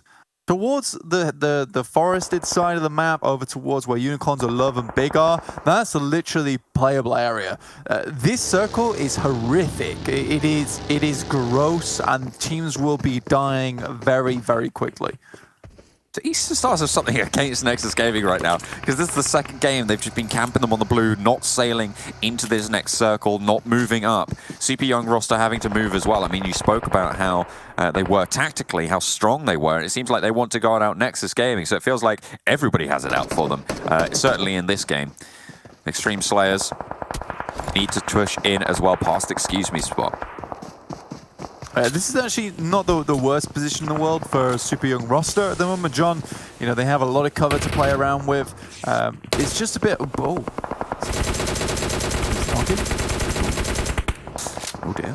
Excuse me, taking shots across the way. Team Doom trying to move into those fields, trying to play there. Destiny, in the meantime, have managed to get through the net and find themselves in the hillside, the wooded area. Playable, certainly. ChasMac Gaming have started to spread out as well. TSC have sequestered themselves in the foothills there. Unicorns of Love and Big both yet to move in as Conqueror bring up the rear on the northern side. yeah, I think for Unicorns of Love, just seem to be allergic to that band around the circle at the moment. GK First makes the first move after a couple of knocks go over towards Big, meaning they have a bit of opportunity to get in, but they are swinging right past the guys on Destiny. GK First arrives at the location towards the remaining Big players and tries to take them down. Oh dear, Unreal does take a knock, and that's coming in from Game Lord as well. Narvalo able to do that job. A lot more players from Big going down, going pretty low there. They only have now Duxton left, and all the way into the center of the circle. So Unicorns of Love have taken that threat away from them. Now they have to fight up against Destiny.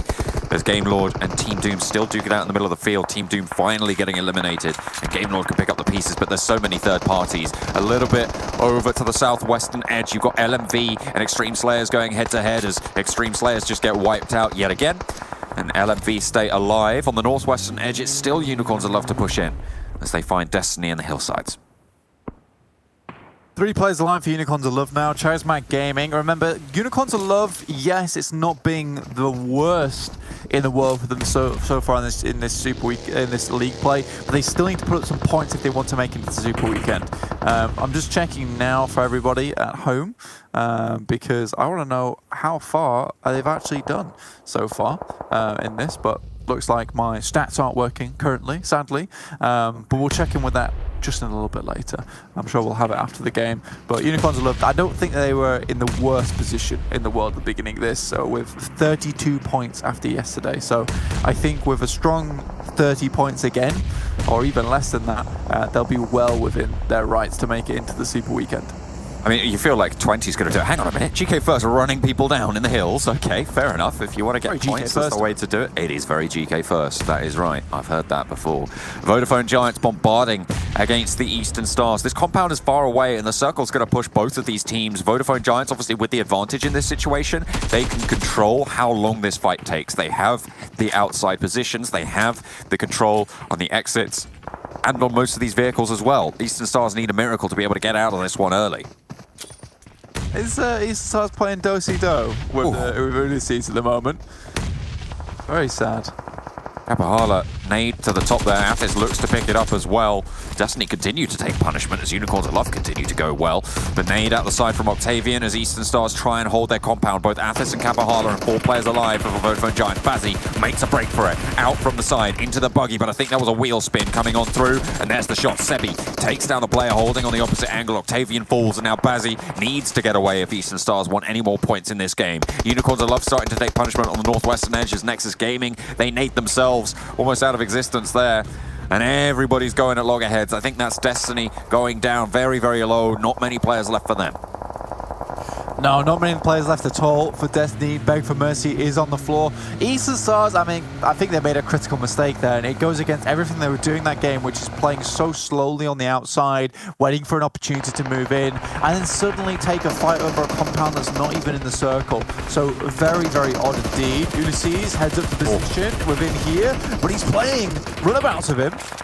There's backup though coming through. Yeah, there's backup coming through for the Vodafone Giants. So despite one not going in, that is going to be dealt with. Big finally eliminated. 4 Romanian Boys also finally eliminated. Unicorns of Love, they've taken 2 knocks just in a fraction of a second, and now GK First needs to try and pick them up or get them into some sort of safety. Only Whiskey is there, but it's ChasMac Gaming who are looking their way from the south side. I mean, they looked like they had a really good spot into these final circles, and it seems that that's coming through to bear. GK First moves closer, looks for these reses. Aza trying to control the ground, but the smokes are good. The smokes are in. The circle's shrinking. They do have some time. Regardless of what happens here, 27 players alive, 10 teams. So if Unicorns of Love can get back up to full strength, they will be a strong team within this lobby for a little while longer. Eastern Stars finally go out Bazzi all the way out in the blue over there. Vodafone Giants just trying to hang on as long as possible. Really, there's a desperation spot, and the circle moves away from them. It's going to be very difficult for them to get out of that shack into a better position. So they've got to hope that the circle drops down their way. ChasMac's got a very big split at the moment. They're holding a lot of area to themselves. TSC continue to move up with the blue zone, crawling on these hillsides. On the eastern edge, circle goes right on top of Conqueror. Vodafone Giants have a sliver. Luckily, their shack's still in it.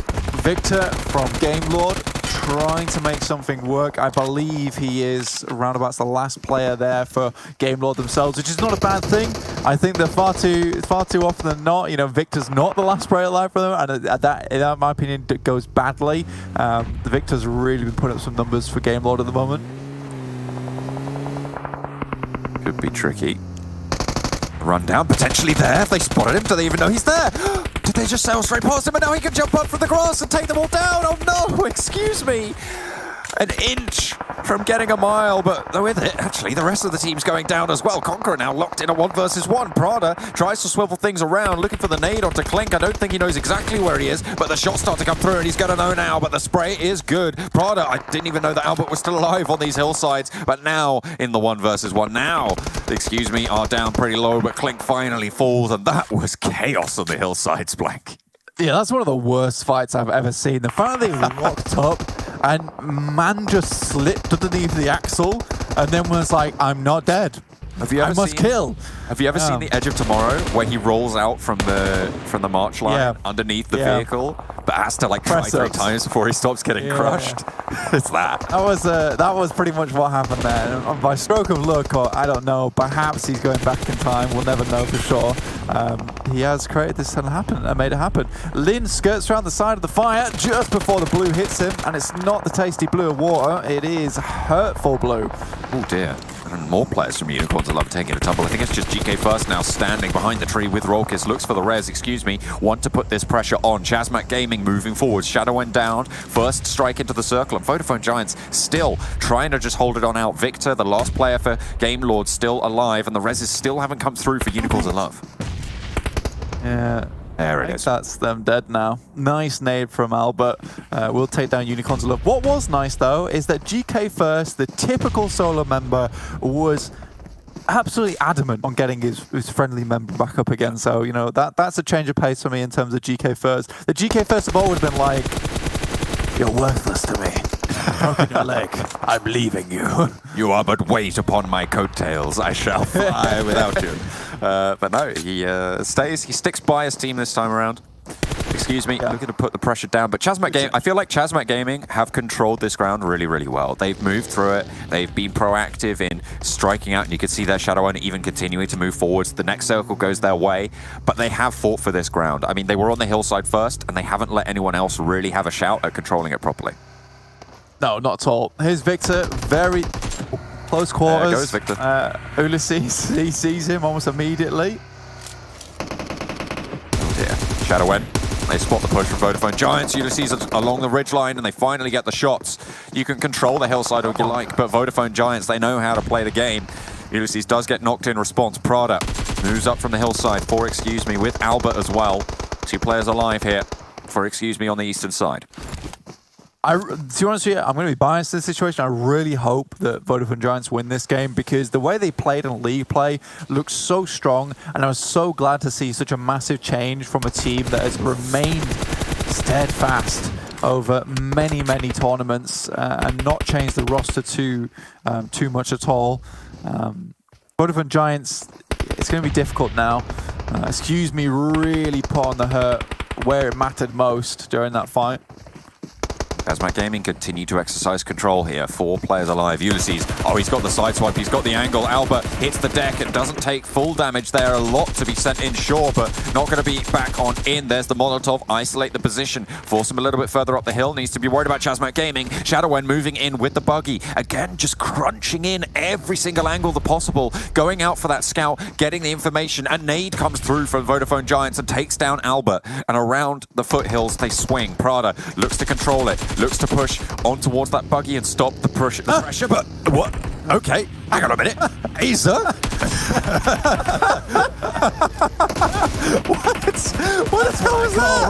What the hell? What is going on, Blank? They're just rhyming all over the hillside. Just wipe everyone out. ChasMac Gaming. End the game. Oh, dear me. I love that angle. Credit to production for catching that, because it was like a tense fight between 2 of these duos, right? And then just Ace is like, I triumph. Yeah, buggy. You know, like the like in theatre where the old hook comes out from the side of the curtains. Whoop, you're gone. Yeah, that was Oh, great. dear. That was a great ending, an unexpected ending. I think to be fair to ChasMac, it looked like they got impatient and they wanted to win. And they had 4 players, so why not just drive them all down? And yeah, that's so if you're watching, that's not how you do the press ups and roll underneath the US. That's not how that works. So Albert gets it wrong the second time. So at least we know he's not going back in time to sort these things out.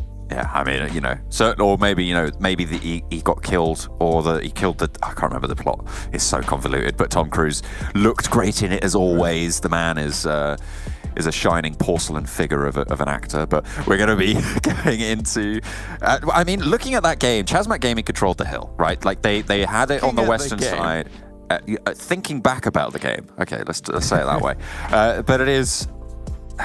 They controlled the hill really, really well. They didn't let the teams big, Unicorns of Love on the Northwest, get into it. They had a really good wide split over a lot of, as you highlighted before, a lot of the playable ground in those final circles. A lot of it was the field. They controlled maybe 50% of it at all times. Yeah, he was very well done, and I think the fact they had vehicles for so long was a big part that played in that. I think for Excuse Me, you know, Vodafone Giants could have potentially gone head-to-head with ChasMac, but I think Excuse Me timed their fight very well. They waited until a knock came through to Vodafone Giants and then added an additional one, which brings Vodafone Giants' numbers really, really down. Vodafone Giants obviously were happy about it, wanted to go fight versus Excuse Me, and they felt like they were the only 2 ones in the lobby just throwing punches at one another, and then suddenly, you know, get just run over from the wayside, and then the credits roll. So it was great ending, to say the least. But there were a lot of confusion for me during that game, John. A lot of slow rotates, Eastern Stars taking a fight that I don't think they should have done.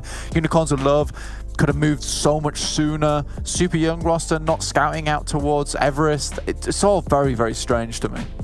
I mean, there were a couple of difficult plays, and I think it all comes down to the fact that so many teams second-guessed themselves and went to the western side of these final circles. I mean, I know maybe it's minor, but you don't expect that many teams to be making the same play that you are, and sometimes it just happens like that. When there's not as many options as you're used to, sometimes you do make those wrong calls. Sometimes you do make those decisions where maybe you wouldn't do in other scenarios.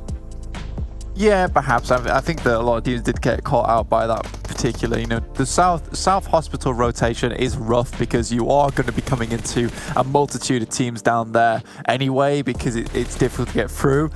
Victor gets hit by that grenade, and it makes him look like Mario, where he jumps into the air like, oh, Jesus Christ. A few coins spout out of him. Yeah. But yeah, Victor back in the game. That's Sonic, not Mario, that mechanic. That's rings, you imbecile. Yeah, no, I know, but the whatever. But yeah, I mean, fair enough. I'll tell you who also looked a little bit. I'll tell you who also looked a little bit ropey, and I mean, they just came up on the screens. Destiny. They have had a really bad week so far, and this is not what we came to expect from this roster. I think with that game, I don't think they got many points. They went down pretty early. They can't have got too many points, and they were in the bottom 4 to start the game. Like, oh my God. When are they going to step up? It was so close, right? It was so close for Klink. He smelled rubber. That was incredible. Yeah, I agree. I don't think Destiny's doing well at all. And to be honest with you, it's got to the point now where I'm ignoring them until they show me that they can do something well. They just don't give me enough to talk about. And it is unfortunate because they did get kind of gutted and then replaced with other gutted parts. So yeah, a bit sad for Destiny. I think with more time, potentially a good team can be there, but it's also unfortunate that the pieces that were taken were placed onto Unicorns of Love and they aren't working in tandem. I mean, for Space Marine, it's fine to have 2 hearts and 2 lungs, but for Unicorns of Love, having 2 hearts in the form of Fresh and GK First just isn't working out. Yeah, not quite. But we're going to head to a short break. When we come back, the Analyst Desk will tell you all about why it's a great idea to drive around in those final circles, get those kills, especially when you have the numbers advantage. We'll see you in a few.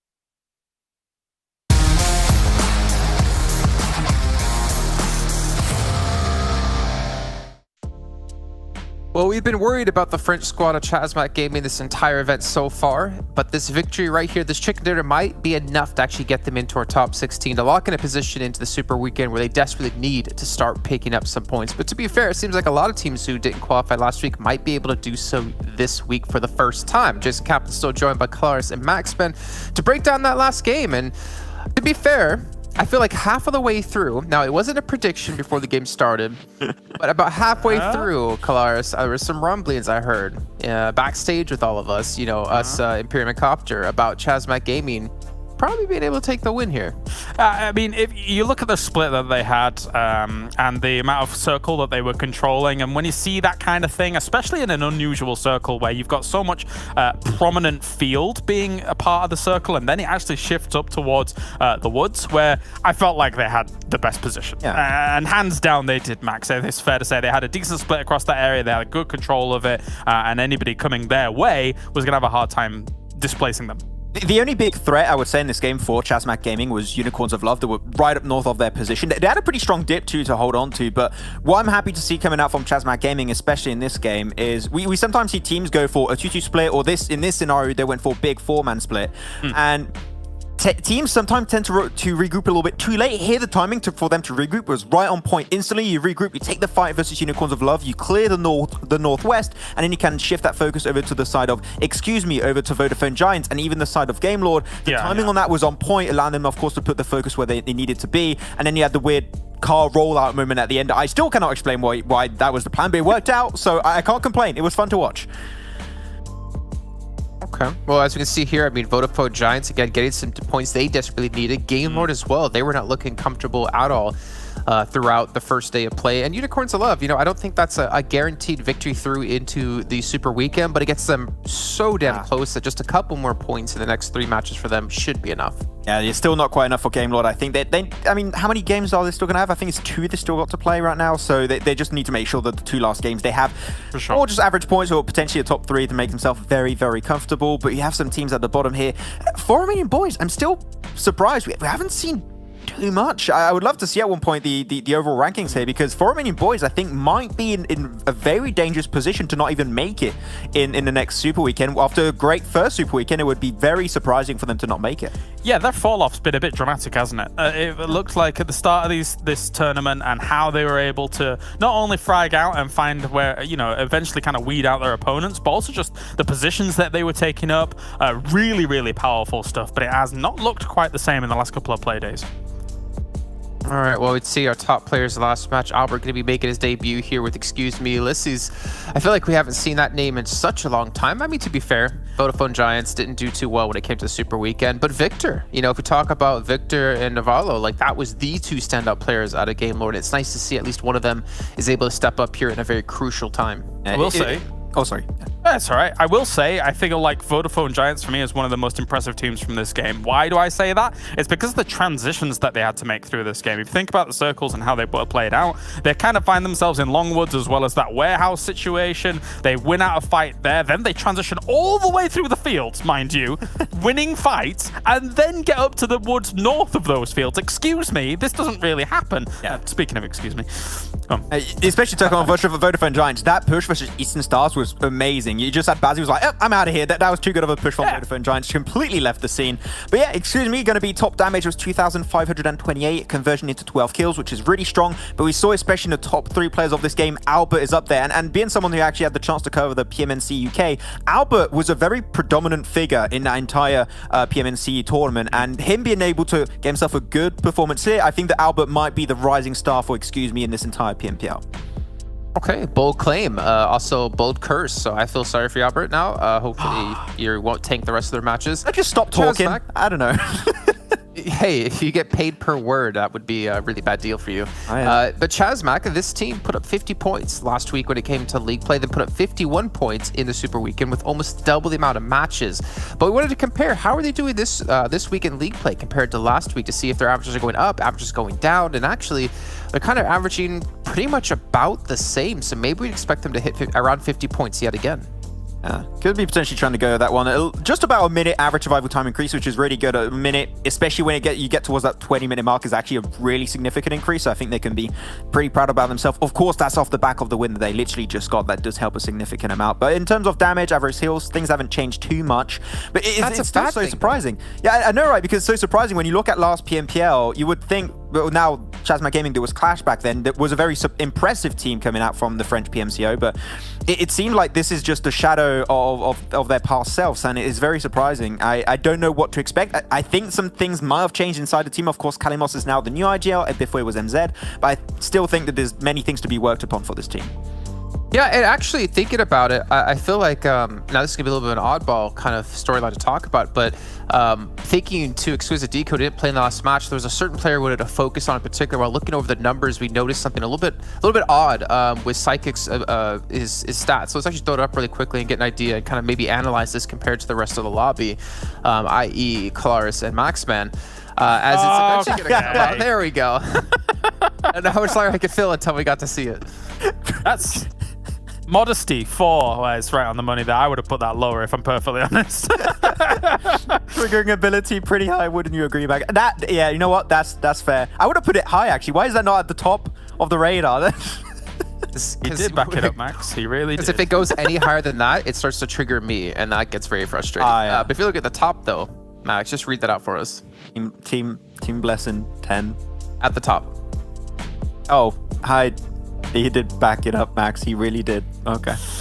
Oh, what do you think about that, Max? Yeah. Okay. Love have a little floof at the bottom. You even have a little floof. Did you see your team? Yeah, your team logo. There you go. Yeah, I like that. I like that a lot. You know, actually, I should probably start an esports team and just have floof as the logo, but a bit more of a, an obnoxious floof face. I can find one. I love how an entire graphic dedicated to talking about Kalaris is just an indirect dig at me. Also, it's just everything's a dig at me at this point. Oh no. Right here, we're inclusive. We love you very much. We're never intending to be mean. But Eastern Stars, first place. Pretty much every team on this front page should be safe. Unicorns live on that cusp, though, if we go by the 45-point bubble, plus or minus 2. But I think last week it was around 41 points, if I'm not mistaken. So Unicorns love looking pretty confident to qualify. This could be a bold statement. I'm not quite sure, but we'll see. But I feel like that bubble might be a little bit lower again. How many games do we have left? No. It'll probably still be around there. I mean, if you look at 32 points for 16th place right now, yeah, we're probably going to be hitting there. But I'm happy to see some of the teams up here. Skip team right now exactly with 40 points. Oh no! I was about to say we are not seeing 4 Romanian Boys and Destiny in this race right now to qualify for the Super Weekend. True. Destiny especially had a chance to. They've overtaken technically Unicorns of Love in the race up there for the PMGC spot, and them not being able to make it into a Super Weekend would be absolutely horrendous when it comes to their chances in the future. 4 Romanian Boys, of course, they're not in that race, but they're still trying to get as many chicken dinners in the Super Weekend, trying to get as much prize pool and to make sure they qualify into the finals. Even though I'm pretty sure that should be fine if they make it, but yeah, it's surprising after such a dominant week 1 from 4 Romanian Boys. Week 2, not much is happening. Listen, just before this, I was like, who the hell is Psychic? But anyway, there you go. Yeah, I think with the delays we have, it kind of was awkward to fill because it probably already came up and I didn't realize it. But guys, we are about to head into our next match. It's going to be over in Sanhok. It's going to be match number 3, and Group C is going to be sitting out, which means Destiny will be playing. So they're probably going to win now that Max thinks they're not going to qualify for the Super Weekend. But let's bring in some new commentators. You might recognize them from last Super Weekend. You might recognize half of them from just yesterday. We got Copter and Imperium going to be back on the comms here for you guys. What's your thoughts about this prediction game going on the desk? How do you feel about Kalaris versus Max? Imperium, I'll start with you because you've known Max for both for such a long time. What's your thoughts? Look, the Maxman curse has been real ever since the day I first met him. His curse has resonated with me. I've done my best to suppress it so others don't feel the brunt of it. Whereas Kalaris, he's just doing Kalaris things over here. He's a man, he's a myth, he's a legend. You saw it, the floof meter rises high within him. And yeah, I'm not really surprised. Hopefully, the look can turn around for Max, just like the looks. Look, Kalaris needs to, Copter needs to turn around for Destiny because they are really not looking good. Yeah, Destiny, definitely, they are not getting the results they're hoping for. And about the predictions, I gotta say, of course, James have been spot on with the predictions so far. But yeah, I mean, when it comes to Max, I mean, what can you expect from the French guys? bringing a whole nationality into it. I like it. I thought Finnish people were meant to be, you know, friendly when it came to other nations and all that jazz. But seems like you're a little bit different. I like it, Copter. I like it. The playing path was okay. Phase 1 is complimentary, but it is once again similar to yesterday's Sanhok games in terms of on towards Northwest Island. It's going to really see Eastern Stars and Big. I think Big are going to make a bit of a stronger push to try and control the mountainside area. You can already see Duxon is closer to Bazzi as an example, because they don't want to give that over to Eastern Stars like has been the case in previous Sanhok games. Yeah, we have seen this happening on the first Sanhok game already. That big, they were landing, of course, they're on the western side of the Alpha Island all the time, and now Eastern Stars kind of like, you know, taking that southern side. It was clear still last week, so there was no teams landing on that area. There was just 2 teams on the Alpha Island, so now the whole dynamics of the island has changed, and especially now when the circle's going to be shifting that direction, it's going to make a huge difference. So we'll see how that battle's going to go, but of course they will try to get the people out of the trouble and kind of like keep the form and stack, I think, both teams, so they don't take too many risks. TSC's split drop of 2-1-1. I don't know if they had a couple of glitches trying to drop out of the plane or what happened, but that is an unintelligible 2-1-1 split, because they should know that the Sirens like to go to Le Quai. I think the 4 Romanian Boys Kampong drop is a little bit different from normal, if I'm not mistaken. And SKP, they're down towards the southwest side. So Bujo and Tam, yeah, I can't see them surviving for much longer in this game, unless Vitoni and Jaja want to kind of full send it to the west and join up and try and take that fight. I don't agree with it, because they're already dropped by the edge of the circle, but it could be a little bit of a surprise for Deo Sirens. What is happening here on the eastern side is, of course, when you go to Lakavi, there's hills all around it. So you're kind of like pinched there. So it is very easy to gatekeep those people who's going to be landing on that area. Now we have Dio Sirens, we have TSC, we have 4 Romanian Boys on the same place. So definitely something's going to happen, as we can see already, that the battle is going on. But sometimes when you land on Lakavi, you might be faster getting out of it. So if they will make like 1 or 2 players on top of that hill, that sometimes might surprise the team that is actually attacking towards Lakavi, and that's kind of like what needs to be done here. That's the key of getting away, and we can actually see that the Sirens, they have some people already on top of that hill, but TSC, they have a very longer split. They have only Tantam inside of it, Vitoni quite far on the back, and then they have the other people also quite far away from the whole situation. So I think that the TSC, they have the most problematic situation, as we can see that the Sirens, they're already challenging them on the other side. Yeah, but Tony kind of went towards the hill and then has decided to try and disengage, and it's very silly decision making from Vitoni individually. I don't know what was going through his mind. We have to give him an element of benefit of doubt, whether it's an IGL decision or just nobody's perfect and everybody makes a mistake, but it is a bit of a trend we have seen from TSC Legends in the past, where they'll lose a player or 2 early on, or they'll play, you know, quite separately inside the circles, and they'll get caught out in that regard. Let's see if they can recover from this game. Moving on to where a couple of these other teams are located. Super young roster have a two split between kind of Ruins and the Tambang area. It's a great spot to hold on to. It's going to be able to allow them to somewhat gatekeep that bridge side area where Unicorns of Love might look to rotate on phase 2, possibly Exquisite Décode if they decide to move away from heading towards a trifecta compound rotation. And Team Doom, who have been very impressive in League Week 2 so far, could find themselves being slowed down by super young roster. And regarding the TSC situation, you mentioned the IGL decision, but I got to question the whole split, how they actually landed. They I know, on the northern side of the quarry.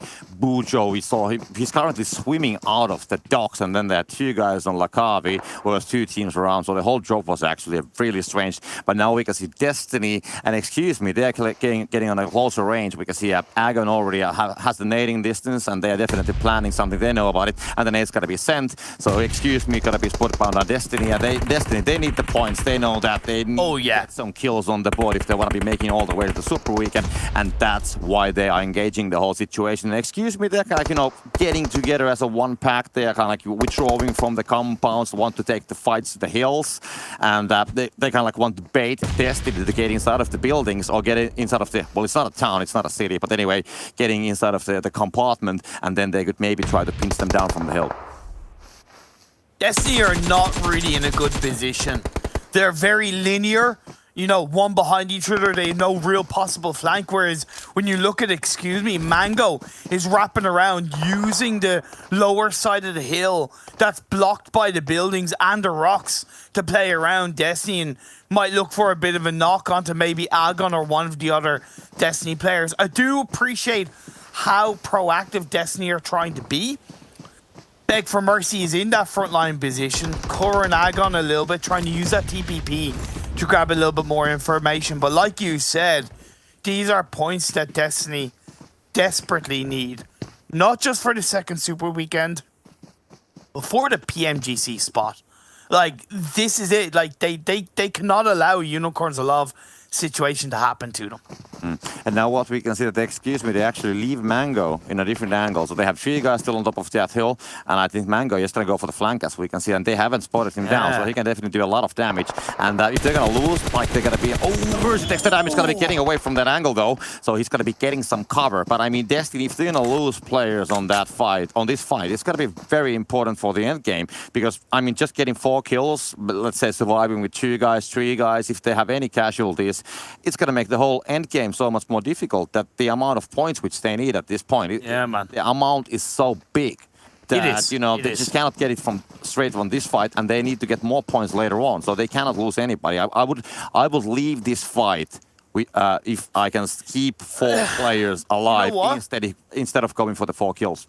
I agree with you, but I think they're at the stage in this kind of stranglehold where they can't leave the fight, that it's more dangerous for them to try to disengage. You can see the members of, excuse me, had some high rock positions overarching down the bottom of the hill. So for now, I believe Beg for Mercy the members of Destiny are somewhat pinched in this fight. Super Young roster trying to create some space in front of them, moving up across the bridge. Big are kind of separated. Well, actually, no, not that heavily separated. They're quite nicely together. They have a really strong rotation. They have Swave on top of the hill. That was the opening that Destiny were looking for. They got the knock onto one of the, excuse me, players, and now they're going to push it forward. Yeah, that's going to be Back for Mercy falling down. There we have Prada with an excellent position on top of that. We're going to be trying to engage more with the 3-time scope, and there we go, the sprays are coming down. But there's going to be 2 guys from Excuse Me also taking the damage, because he already Back for Mercy now being flushed down, so they will lose 1. And there we have another knock as Whiskey's going to fall down, because the Egan trying to fight back, not going to be successful on it. And meanwhile, Prada is just dealing the damage from top of that stock, so he's going to try to go for it. Lovely Mazzaro. Trying to go for it, tries to do something about it. The last guy standing alive and takes the fight. It's 1. No! Doesn't so get the close! second one, but yeah, there we go. They will fall down in the end. But definitely, I mean, Mazzaro, he's always fighting and trying to do something, but this is going to be very costly. And what we have here, excuse me, keeping all the 4 players in the play. It was always going to be a hard push up the hill from Destiny. They got the initial knock, and I respect and appreciate that they looked to push up that hill with the knock, but maybe instead of pushing up the hill, they should have done what you looked for them to do, which is disengage, right? When you get a knock onto a team, what a lot of teams tend to do when they have a player knocked is that they'll instantly go for the revive, right? So they'll be in a form of defensive mode. So they'll be less likely to catch the opposing team out if they look to disengage. That's probably logically what Destiny should have done, but I appreciate and respect the fact that they went for the push. That just massively hurts their ability to attempt to get into the Super Weekend. Still a couple of games for them to go while this game is continuing. The Phase 2 did shift once again to the west. So the mainland is out of play, Copter. You have a little bit of the Southwest Island across the board from Runes right up to the bridge. Exquisite Décode, they're in the trifecta area. Super young roster have 2 players up towards a mountain, and then they have 1 player down by Runes. I don't know what is with that. It's a little bit weird, but yeah, let's see what happens. Well, they will come up with a plan. But one thing is for sure, all the teams from the other islands, they now know that they have to go at some point on the other island, most probably. And we can see from the northern side, there's going to be a Nexus Gaming crossing that bridge. They will just get nicely on the southern side of Hatin. Of course, we can see QX on that area. And the super young roster, that what you were mentioning, Imperium, they are here on top of those hills together with the Eastern Stars. And they're kind of trying to figure out how they will open the situation, because a few players from both teams right next to each other, so they don't want to take casualties, of course. And you know, we can see that the Eastern Stars, they have taken all the hills. I mean, they have 2 guys on the east side hill, then they have 1 on the north, 1 on the south. So basically all the entrances on top of those rocks gotta be blocked. And now we can see Alf inside of it, gets the spray, and there we go. First guy falls down. Can he get the second one as well? Yes, he can. That's gonna be Kamara and Levi falling down, but it's gonna be in the end Alf taken down by Andalito. But I mean, still getting 2 guys down, that's going to be a great performance. And now the second player on the scene needs to be the active. Oh, lovely pre-nade. And that's going to take the guy down. And he's going to be able to at least save something. We'll take down the Champions Club at the same time. But still, meanwhile, super young rosters, they are just now currently just a solo player holding these buildings.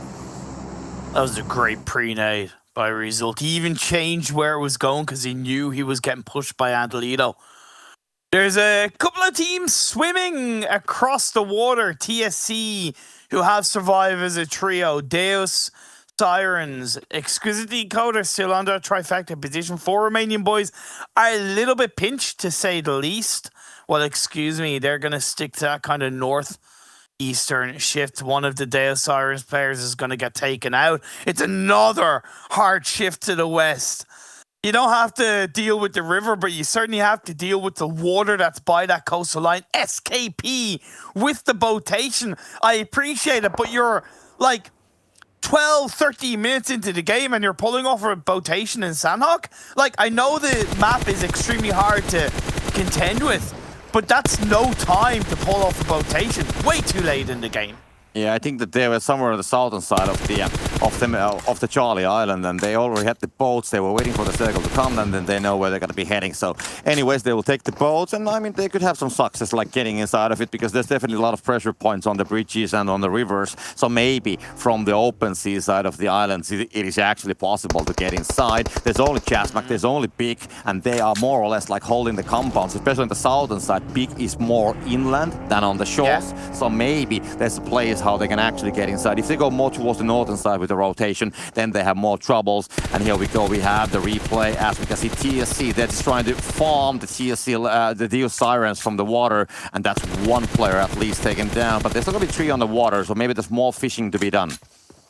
Yeah, just kind of inexperienced plays from Deus Sirens. They got one of the TSC Legends players down, so they should have recognized that there was probably going to be the rest of the team around similar rotation path lines. So it's just inexperience shining through from Deus Sirens in that moment. Talking about Big and ChasMac, they're going to have a lot of work to do to control their area, and you can see SKP, they made it onto the land of the Northwest Island, but now Big are looking in their direction. They've already got 1 knock. I would argue that they should just full commit down to the buildings across the board, because they could still get third party and another knock by Mihi onto Himodi.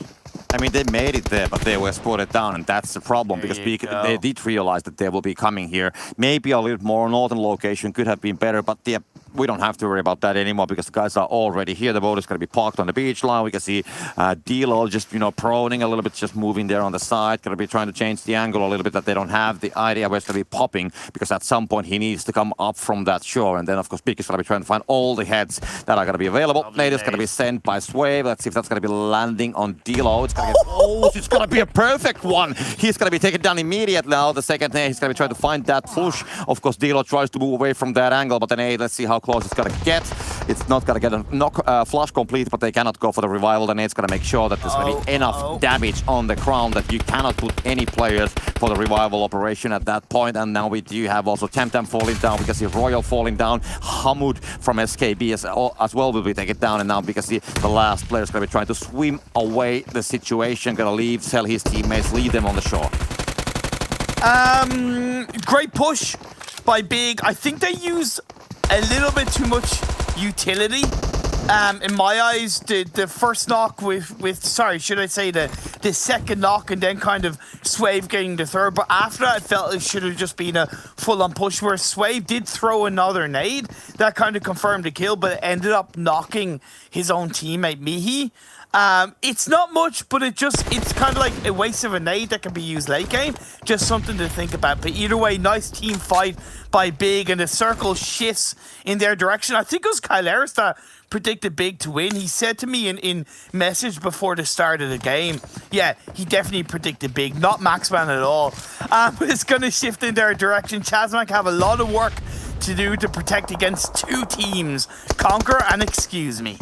I was hoping for a big victory last week already, but now it has been happening yesterday, and let's see if they can get a second one today. Because the Conqueror, they're of course fighting from, the beach line, and these teams still have to go towards the south. So the safest way to get south is going to be using the beach lines here, and that's why they are fighting from the existence on this area. But definitely the area where Big was fighting with the SKP just a couple seconds ago, that's pretty much the center of the circle. So definitely a very important fight for Big. But ChasMac and Conqueror, as they're still trying to figure it out how they want to play it. We can see Excuse Me, they are moving around as well. We can see Deal Sirens taken down at the same time, and we can see ChasMac as they will now spot down Excuse Me as they are trying to come from the side as they're going to go, and they have a player on the closer range as well that can do a lot of damage behind that rock, because he's going to spot those, they will spot those angles where the guy is coming from the distance, and then the close range player, he should have a pretty good spraying angle from that place.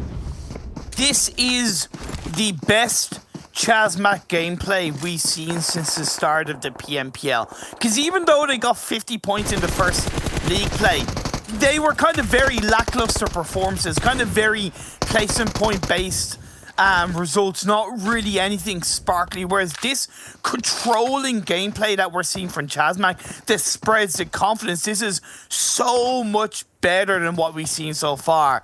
Azzy is the last player up from Conqueror. He's down at the bottom of the cliffside. Shadowend needs to be careful not to expose his position a little bit too much, but Azzy nearly taken out. Yeah, jump spray is coming already. Let's see the heroic moves. Going to be having this battle because it's a small dinosaur there as well, but that's not going to be part of the fight, of course. Azzy, let's see what he can do. Shadowman's going to be trying to hold that upper position, but the spray is going to be connecting in the end, and Shadowman gets the player down, and the Conqueror has been taken down as a whole. It was a very important fight. I mean, they already have some of the players inside of the zone, and now they can hopefully get the rest of the gang, at least one more player on the scene, as the circle will just keep on shifting, and that's going to go straight around Nexus, and kind of like Big controlling both sides of the circle as well at the same time as the teams from the east side. And of course from the south, we actually do have Unicorns of Love at the same time swimming. Yeah! Yeah, and they found a compound that's free. It was a compound where Big and SKP fought. So it's being cleared out. Big tried to prioritize more for that kind of controlling the edge of circle. And because they were down to 3 players, Mihi had been taken out earlier on, and Beast is on his own in the northwest side. The 2 players that were covering the southeast can't get the job done. And gotta say, Team Doom coming in from the edge of the circle, they may be down to 2 players, but it's 0 in action. The 2 players who we have given a lot of love to and a lot of focus on how they perform through the PMPL so far. We've all noticed how well they've been playing, and there's no surprise that they are the 2 remaining players of this Doom side in this game. Yeah, true. And the Unicorns of Law, which came from the south, are down, they will now take the position of the same compound which Pig was holding earlier. But of course, they have moved away from there because Circle has been slightly shifting away. But still, it's a very good place. They have a lot of cover. Definitely a better place than for the teams that are coming from the eastern side. TSC Legends, in the end, going to be taken down. And now we can see Team Doom with those 2 members. They're going to try to hold the whole Eastern Stars. Well, they're coming from the east. I mean, the name tells that already. So they're trying to hold them down. Circle, as we can see, is shrinking. A little bit more on the south. It's pretty fair still. I mean, all the teams quite equal on that circle. Just Nexus having a small foothold inside of it, but everybody else is as close as they can and about the same distance from the middle and the edge as well. But now, ChasMac, they will fall. They don't make it away from the north, and unfortunately, the brave battle which they had on the northern side is not going to be resulting into a huge amount of sub-placement points. 2 teams doing heal strats right now. One of the Unicorns of Love players and the last player from Super Young roster. The rest of the teams and the rest of the players are all battling for control inside the circle. You got the sweeping hills, Eastern Stars might be able to make a play in. They should be looking to possibly push into Nexus, while GK, the first, does get a knock onto one of the Team Doom players, slowing them down. They're looking to control on this southwestern edge of the circle. Very proactive play. I gotta say, I mean, the Unicorns of Law move on the southern side, it's gonna be paying off because the teams are destroying themselves on the northern side and they're gonna be getting a good result from this situation. Anyway, because Eastern Star being in trouble, Next gonna be getting out of it, gonna be catching fire. Octavian will go for the spray, gets the guy almost down. There we go, gonna get a flush as well. And now we can see Creator, he's hiding the last guy from Nexus. Let's see what he can do about the situation because he still needs to deal with Octavian, who's the last standing player from the Eastern Stars. Creator versus Octavian, 1 versus 1. That's the battle from the northern side, and if Octavian's gonna win that one, then he might have a chance, but no, that's gonna be a third party. Unicorns of Love, they will open the fire finally from the southern side, and we can see Fresh gotta take that long scope into use, as we only have 3 teams remaining. What is their count anyways? And we can see that the Unicorns of Love, they will just take the possession on the south, and they are holding everybody. It's just 1 player anymore on the northern side, hopefully that they can maybe even get a chicken dinner. It seems to be a case that they definitely have a great chance. We have two teams remaining, super young roster, and then we do have, it's going to be a healing strat, and then we have Octavian holding the northern side, and that's going to be super young roster falling down, and just Octavian 1 versus 2 situation, going to put it down, and that's the spray. Unicorns of Love, they will finish it. They will spot the last guy. They kind of like help the battle on the northern side already, and now they will just make it sure that the result's going to stick. Finally, the Unicorns gallop into a chicken dinner winner of a game. Very, very weird circle shifts. Ended in an extremely unusual spot of the map that a lot of the teams are probably not used to. You had a little bit of a black hole in towards the middle, but that swim, that rotation by initially 3 of the Unicorns of Love players worked out for them in the end. They did lose 1. They then had Rokus healing in towards the blue zone, and the final 2 players, GK and Fresh, made it work. I'm very happy for Unicorns of Love because it will boost their confidence massively, as well as pretty much secure their spot into the second Super Weekend. But let's make no bones about it, this team is by no means at the level they need to be if they really, and I mean really, want to challenge for that PMGC spot. Yeah, that is true. I mean, we don't see the performance. You mentioned that they're not on a level where they should be, but I think that they also are not on a level where we expect them to be. I think they have a lot of potential on the roster, and they just haven't found the gameplay for now. But finally, they're getting at least a chicken dinner, a couple kills on the way, and that, of course, gonna hopefully boost the self-confidence of the players, and maybe they will get a, you know, because we have seen so much aggressive gameplay from these players on the past, so that's what I'm expecting. They will jump into situations and just dominate them, but that's what we are missing currently. But anyways, chicken dinner, getting kills, I mean, they gotta be happy, and let's hope it's gonna spice up the gameplay a little bit. Yeah, of course. Eastern Stars having a second spot. Octavian pulling out something pretty solid at the end. A little bit of a help from a third party in the hands of GK or Fresh taking down the last player of Nexus. But it does make me question, and I know Nexus are a team that have definitely not performed in any way, real shape or form, and that hurts me to say. I'm a big fan of them up until this point. But when you have Dewey and Creator together, and Dewey kind of pushes on his own, you're taking a massive risk. If they had to push together, it would have been that counter knock, right? It would have been that counter kill, and that would have been Eastern Stars coming out in third, and it would have been wiped out. So a little bit of a mistake from Nexus. Otherwise, it was also a little bit of a positive from Nexus in getting third place in that game. I mean, the circle was quite harsh, actually. The shifts coming all the way towards the southern side, and that resulted a lot of teams coming from the northern side. Then we had the teams coming from the east, and all the teams who came there, northeast side, they came at the same time. So we saw a huge mumble building up there on the north. All the teams, like four or five teams at the same time. They were just destroying themselves, and that's how the Unicorns of Love moved from the south. That just worked. Of course, I mean, Pig, they had the place earlier. A little bit unfortunate that they lost some players because they definitely had the place to win that game as well.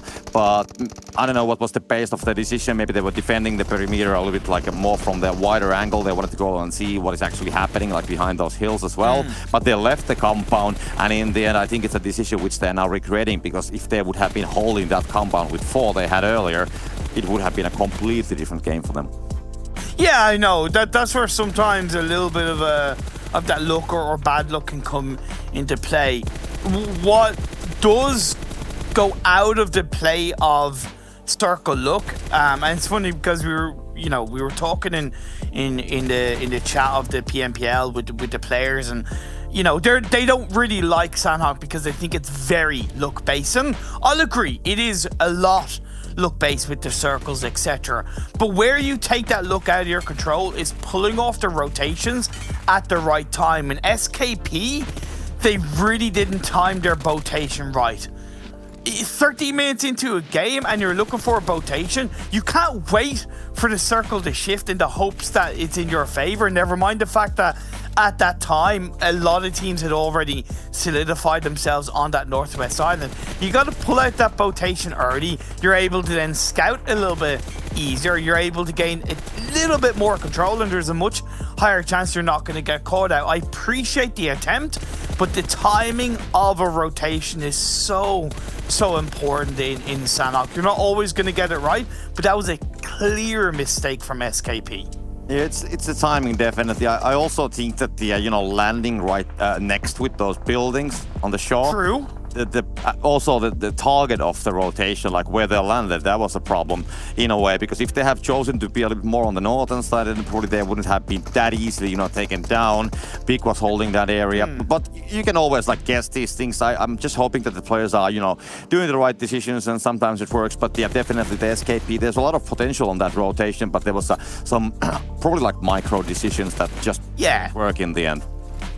Again, just kind of go back to what I mentioned during the game. I'm really happy with how ChasMac are playing, and they look a lot more comfortable, a lot more confident. It seems like the communication is much improved, which is something that they always give as a reason to Maxman on why they aren't performing. So let's see if they can continue it in the rest of today and the Super Weekend.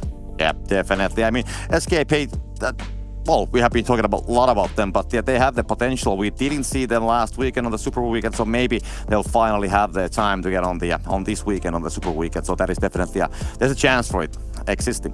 For sure. Well, look, that's the end of the game. We're going to go for a quick break, but afterwards, the desk will break it all down.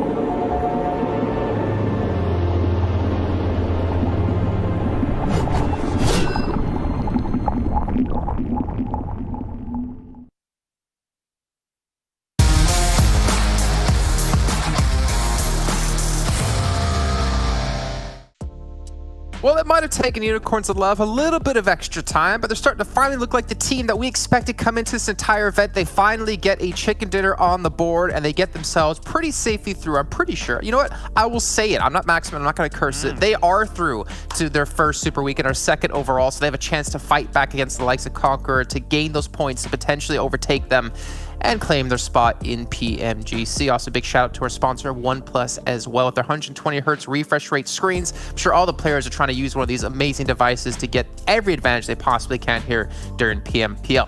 But speaking of advantages, Kalaris, you always seem to know what teams are going to win. We didn't do predictions this time, but I'm pretty sure you would have said Unicorns of Love. And Maxon, you probably would have said it too. Let's just be fair to both of y'all.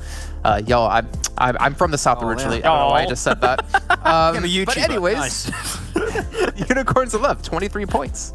Yeah, I mean, it's a good one. This circle was very early on focused on the Northwestern Island, so a lot of teams already initiating a rotation. You had SYR, and I believe it was Conqueror that started to try and contest Eastern Stars a little bit more. That a fight was happening on their end, but at least it's good to see some teams actually trying to contest Eastern Stars and not let them alone.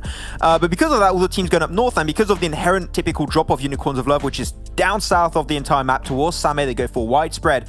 That rotation across the bridge was actually fairly easy because all the teams made that rotation happen in phase 1, phase 2, so Unicorns of Love had no issue, and there was a lot of backstabbing action actually happening for them. So 8 kills on top of that, definitely going to be making them pretty much safe to make into the Super Weekend, I'm going to say. Yeah, crazy little game to watch, especially considering how this circle moves all the way to the west. Very rare that this occurs, so it's not too much surprise that, you know, Big, for example, is up there. Eastern Stars actually valiantly making the move off top of that mountain that we have touted as kind of the place that they're controlling. A few teams trying to challenge them, which I think is cool, but, you know, once the circles start moving the way they did, then everyone's going to be in crisis mode at that point. Mr. Kalaris, man, I want to ask you a question, because we talked about Sanhok and how it can be a little bit more RNG based than some of the other maps out there, but I feel like Eastern Stars have just been consistently performing so well this week when it's come to Sanhok. But my question is it just strictly zones? Because I think most of them were towards the mountain that they like to play from. Correct. Yeah, Northwest Island is a bit of a hot topic, right? Especially when it comes to the circles and how we're actually discussing this out. Thankfully for them, if you start at the top of the mountain, it's not as bad transitioning off the mountain as it is maybe getting up there if those kind of lines of sights are covered. So yeah, for Eastern Stars, I think they've been pretty fortunate, I think, overall with the circles.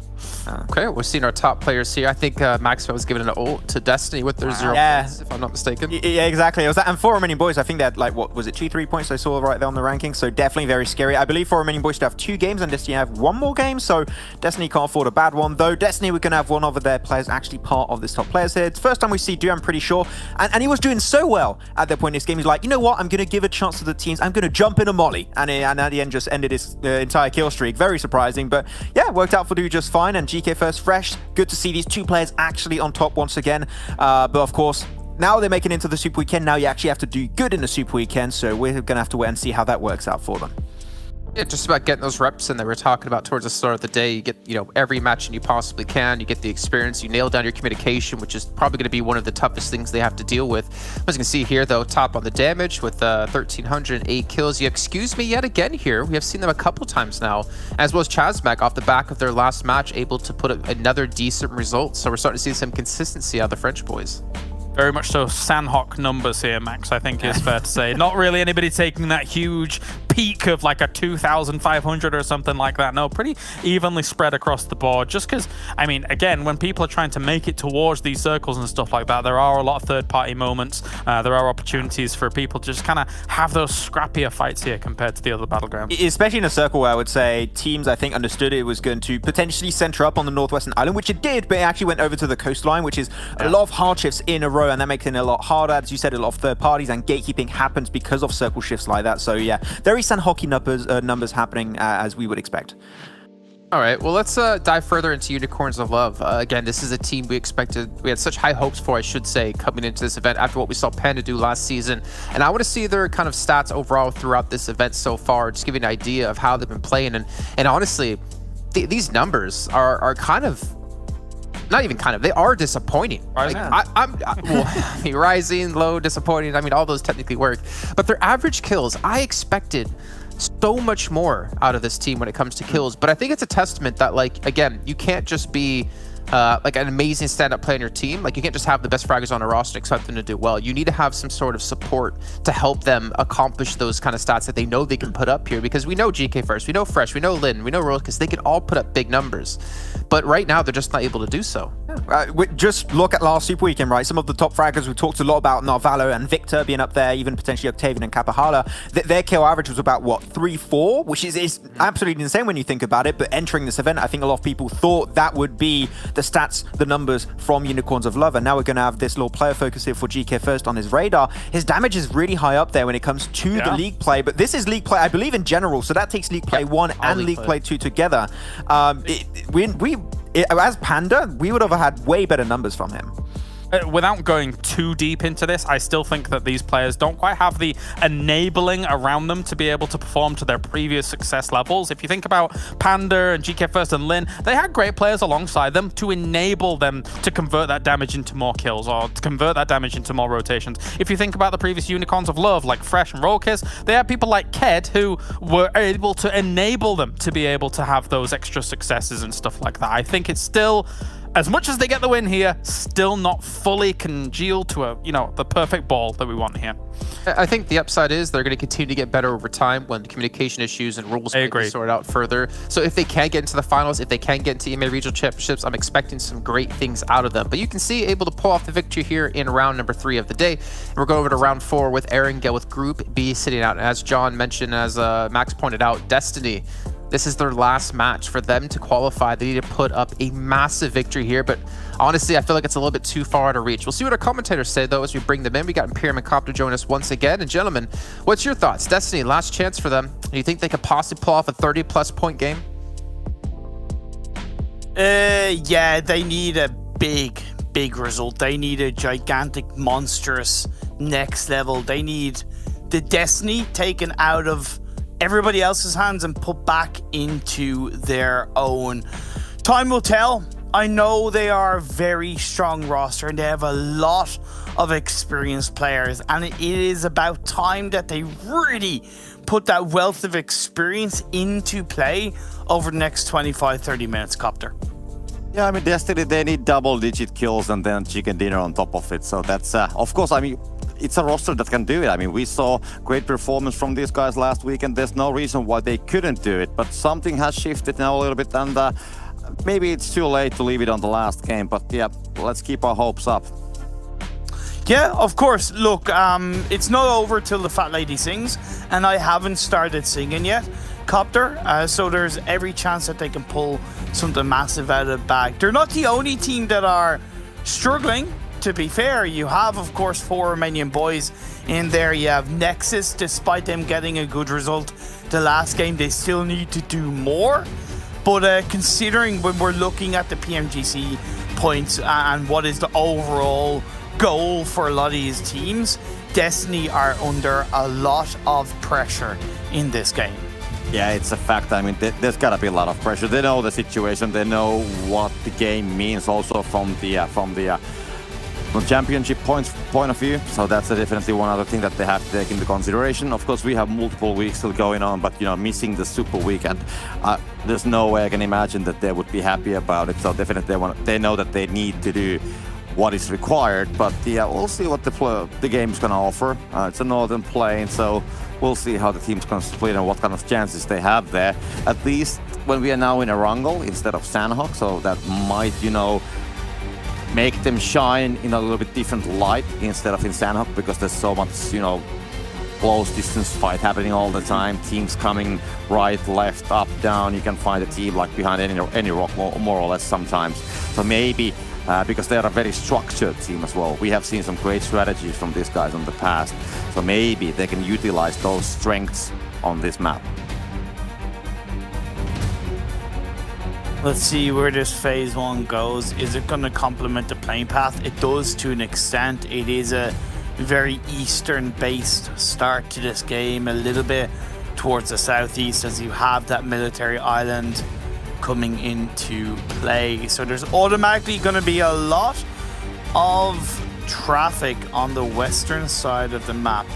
Vodafone Giants, an early rotation onto Potato Hill would be very strong for them. Maybe even having one on the more southern hill down from Potato Hill would be an even better start for them. It's also looking like a bit of a decent start for Unicorns of Love as they do get to trade onto 4 Romanian Boys. Fresh as knock, they've already lost a player, but GK saving the day for the time being. Yeah, but they still have players on the scene. It's going to be still 1 versus 1 situation. So GK first and Boring, they're still having that battle. And I mean, this will result to some team losing 2. The other one might be losing 1. Or well, just of course, the other team will still have the chance to actually revive as well. Boring with that spray. And we can see that GK is just, you know, proing. There's actually 2 guys knocked down from the Unicorns of Love. Yeah, 1 is flushed down already and 1 is crawling. And now we can see, oh, the shotgun! It's going to hit right on the hips, and just like I said earlier, the hips don't lie. You gotta be crawling on your knees, you're gonna feel pain, and that's not the nicest thing you wanna have. Let freedom reign with the shotgun blast. I'm forced to ask, where is Lin? Well, he was there, but now he's knocked down. What's the point in coming up so late when you get knocked down instantly? It's all down to GK.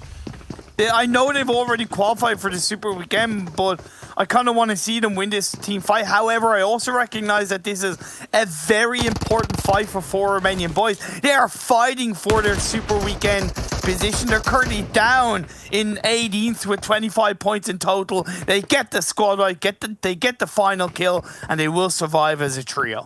I was really hoping that we'll see more shotgun knocks, but yeah, that wasn't the case. Anyways, great try jumping down from the balcony and, you know, trying to find a like different angle for the whole situation. But yeah, that's the end of it for them. Meanwhile, here in Yasnaya, actually, we do have SKP and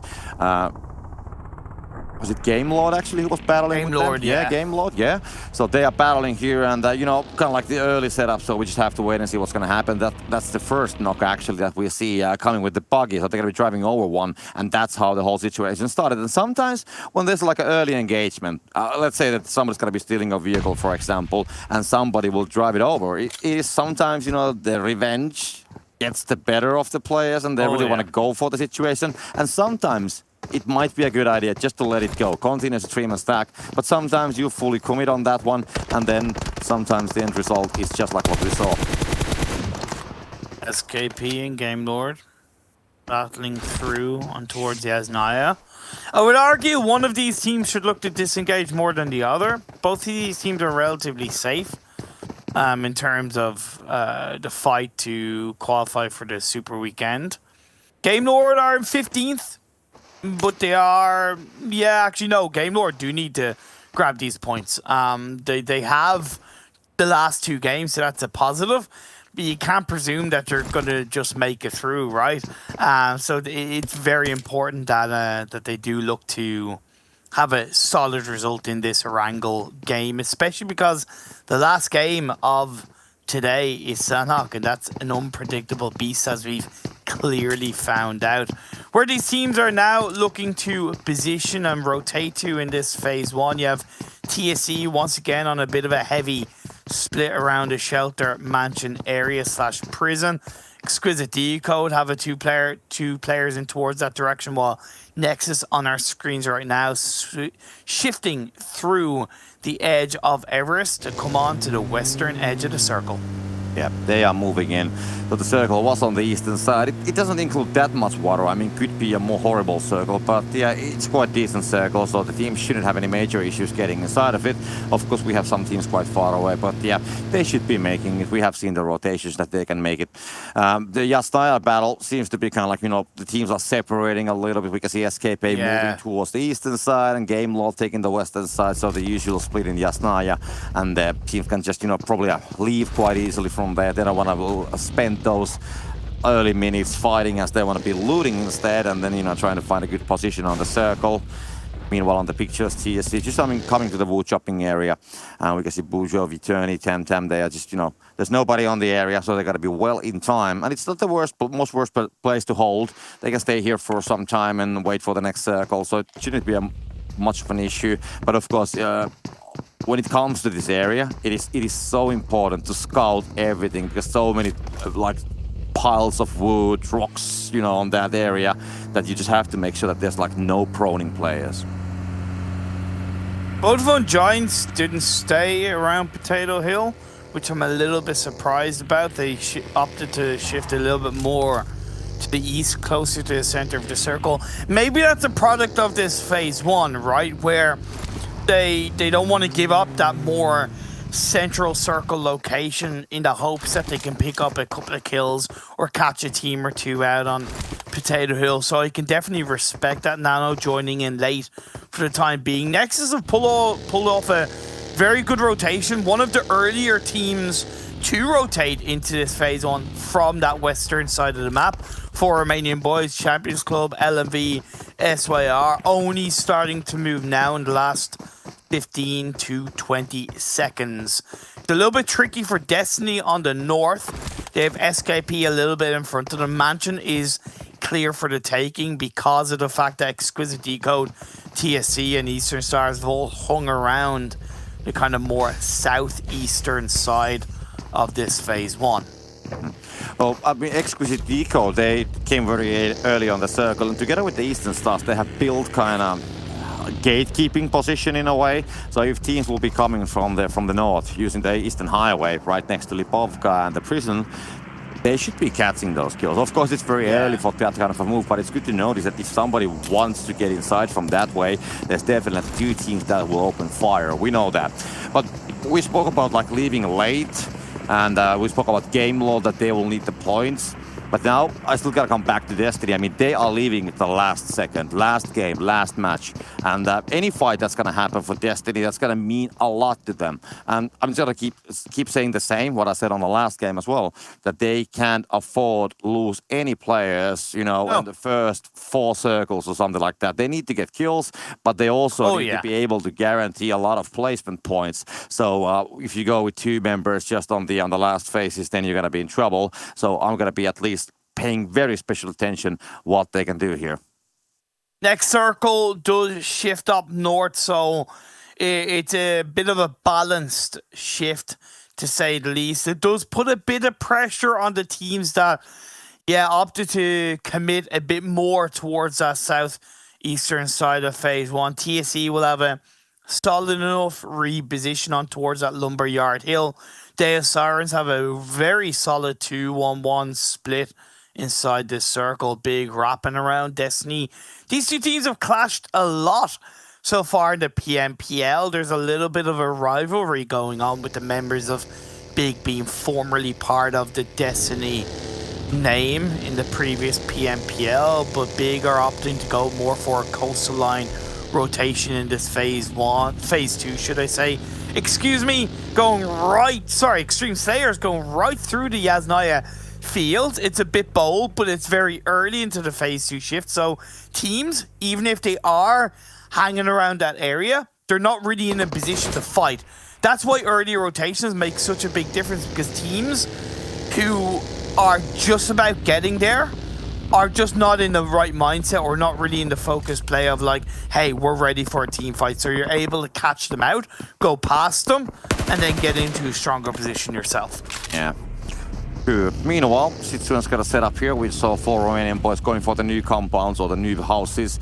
They will take that place, and they had a plan to actually go on top of that hill for a while. They did go there, but they spotted the Vodafone Giants holding the dirty road, and they just left immediately back on the more northern buildings. And then we can see TSC Sirens building up on those deeps there. They are also maybe taking some compounds, but they don't have them now, but they're still free.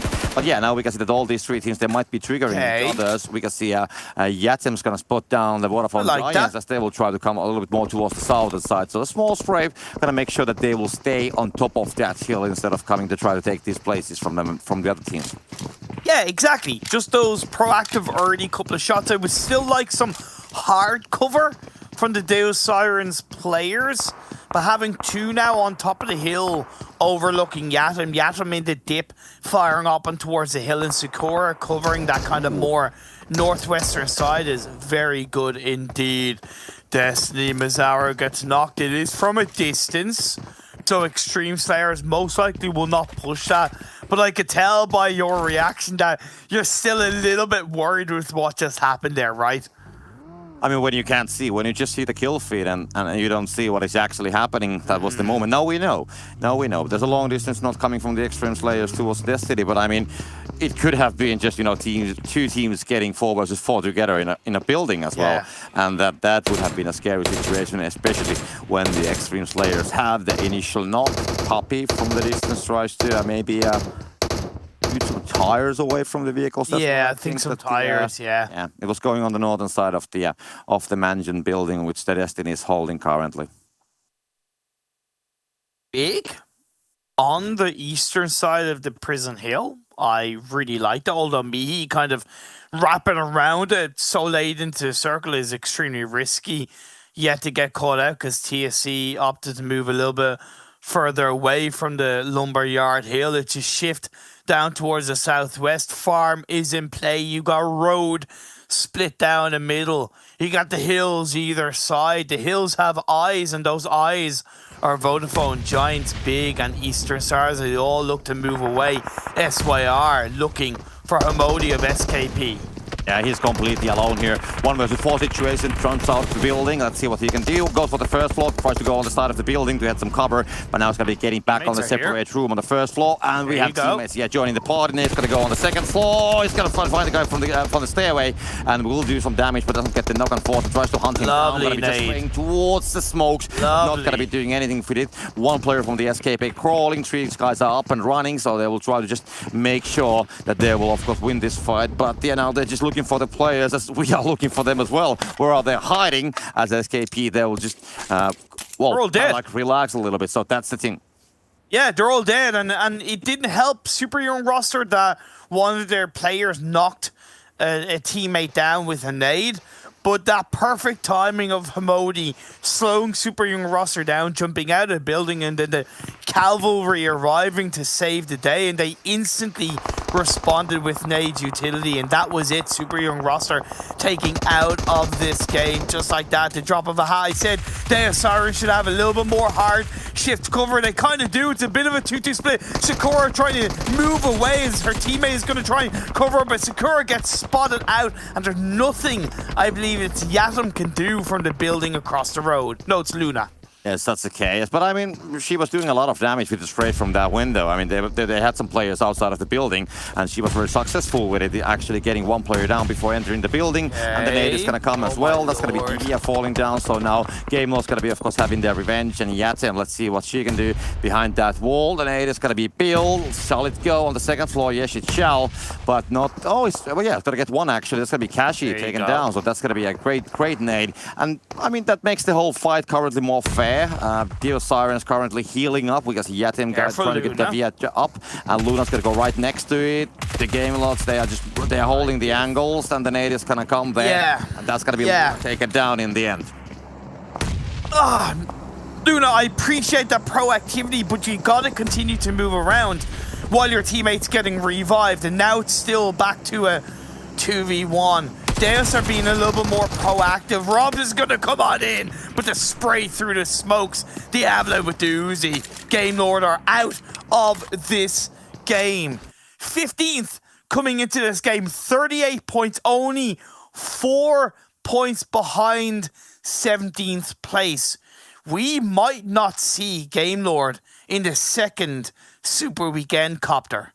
Yeah, that is definitely possible. I mean, they had a great performance on the last one, and now they're just, biting their nails, most probably trying to hold down on the 16th place. But yeah, it's out of their hands for now, so they just have to hope for the best. But the circle, it's a hard shift on the southern side of the Great Migration is going to start. Romanian Boys, TSC, all the teams from the northern side, they will have to hurry. Inside of it, some battles going to be happening, as we can see Peak actually challenging Nexus as they're trying to leave from that building. And we can see Beast, he's going to be going for the Beast mode. He goes straight for the first four players, as we can see Bam holding it completely alone for now, and we can see Beast just waiting when he's going to be kind of like showing himself.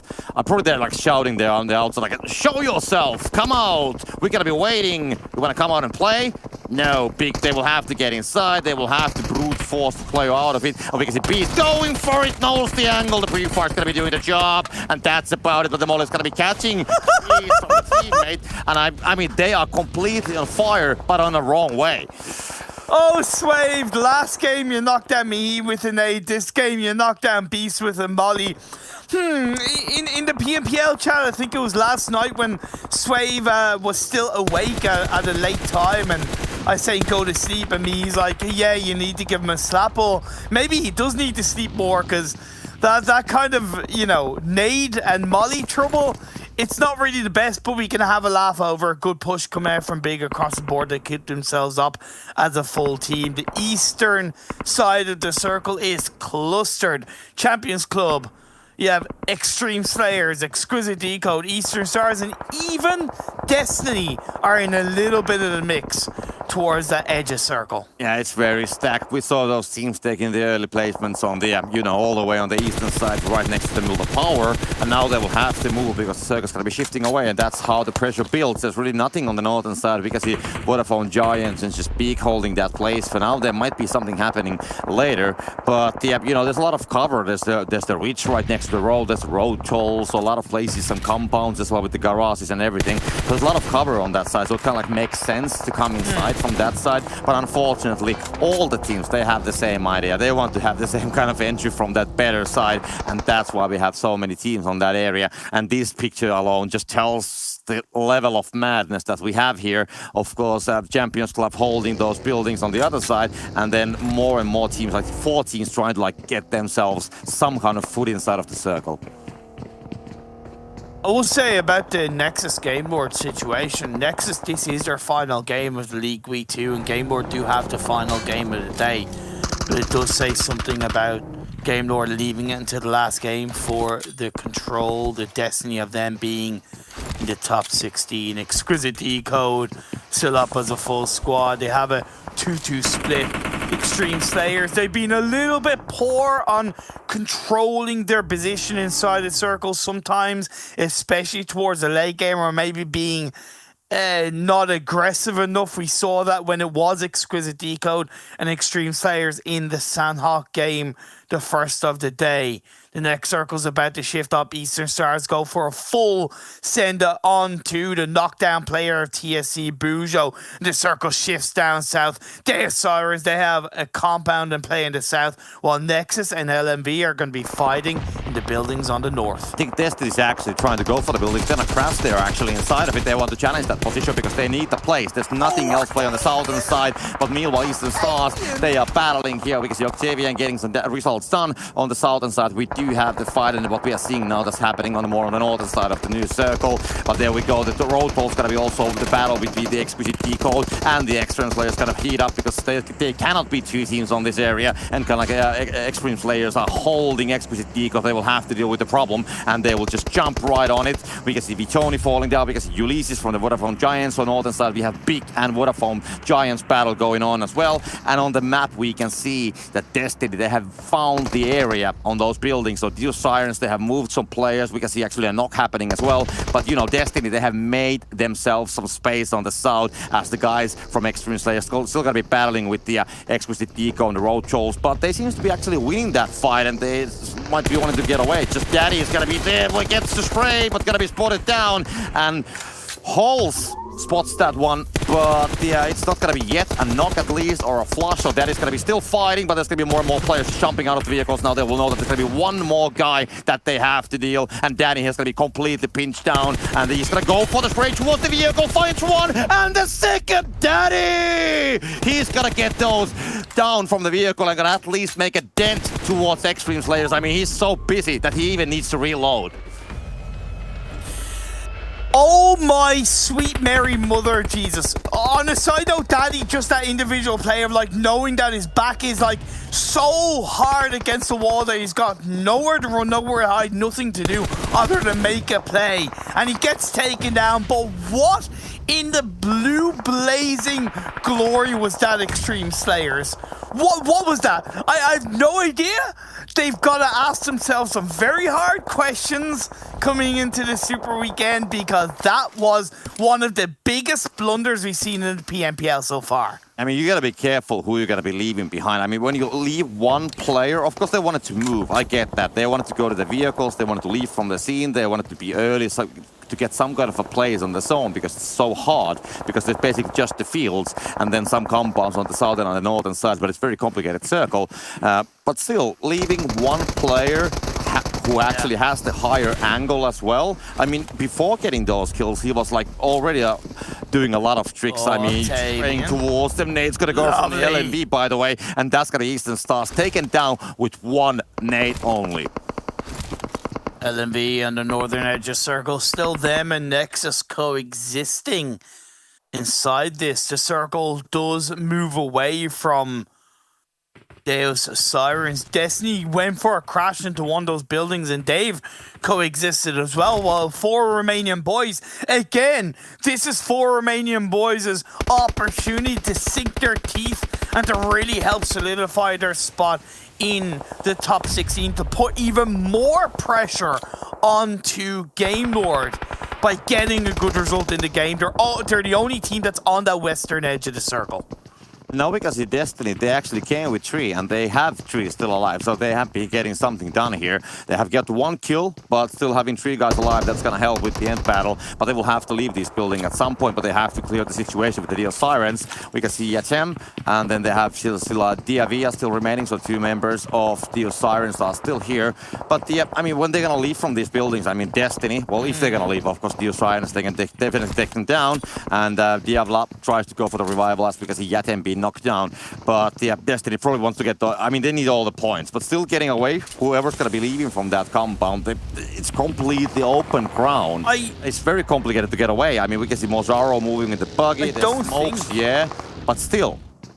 I don't think it was Destiny that got the knock onto Yatam, by the way. I think it was a third party, so that's why Destiny aren't pushing that, because you can't see who it is that's knocked on the kill feed. You can only see kind of like a team 5, player 5, unless you are absolutely certain that it correlates to someone who you've taken out from that same team. You're not really going to know, but it has afforded Destiny the opportunity to get ahead into the open field and gatekeep Sirens on the edge of this circle. Yeah, they're just waiting, but that's going to be bad. Now backstab comes from the inside of the circle. It's going to be Champions Club who's going to be on the edge of the zone, and they will find the angles towards Destiny, and Beg for Mercy needs to do something. I mean, needs to stay hiding, but we can see also that the Sirens, they have something to say about it. But in the end, Beg for Mercy will get the player down, and the Ostar's going to be taken down. Just 1 player anymore, and a great angle from the Champions Club. They have the higher ground. Beg for Mercy crawling already, and the guys will go and try to confirm the kills. And just Mozaro inside proning. I mean, the whole destiny of Destiny is lying on his shoulders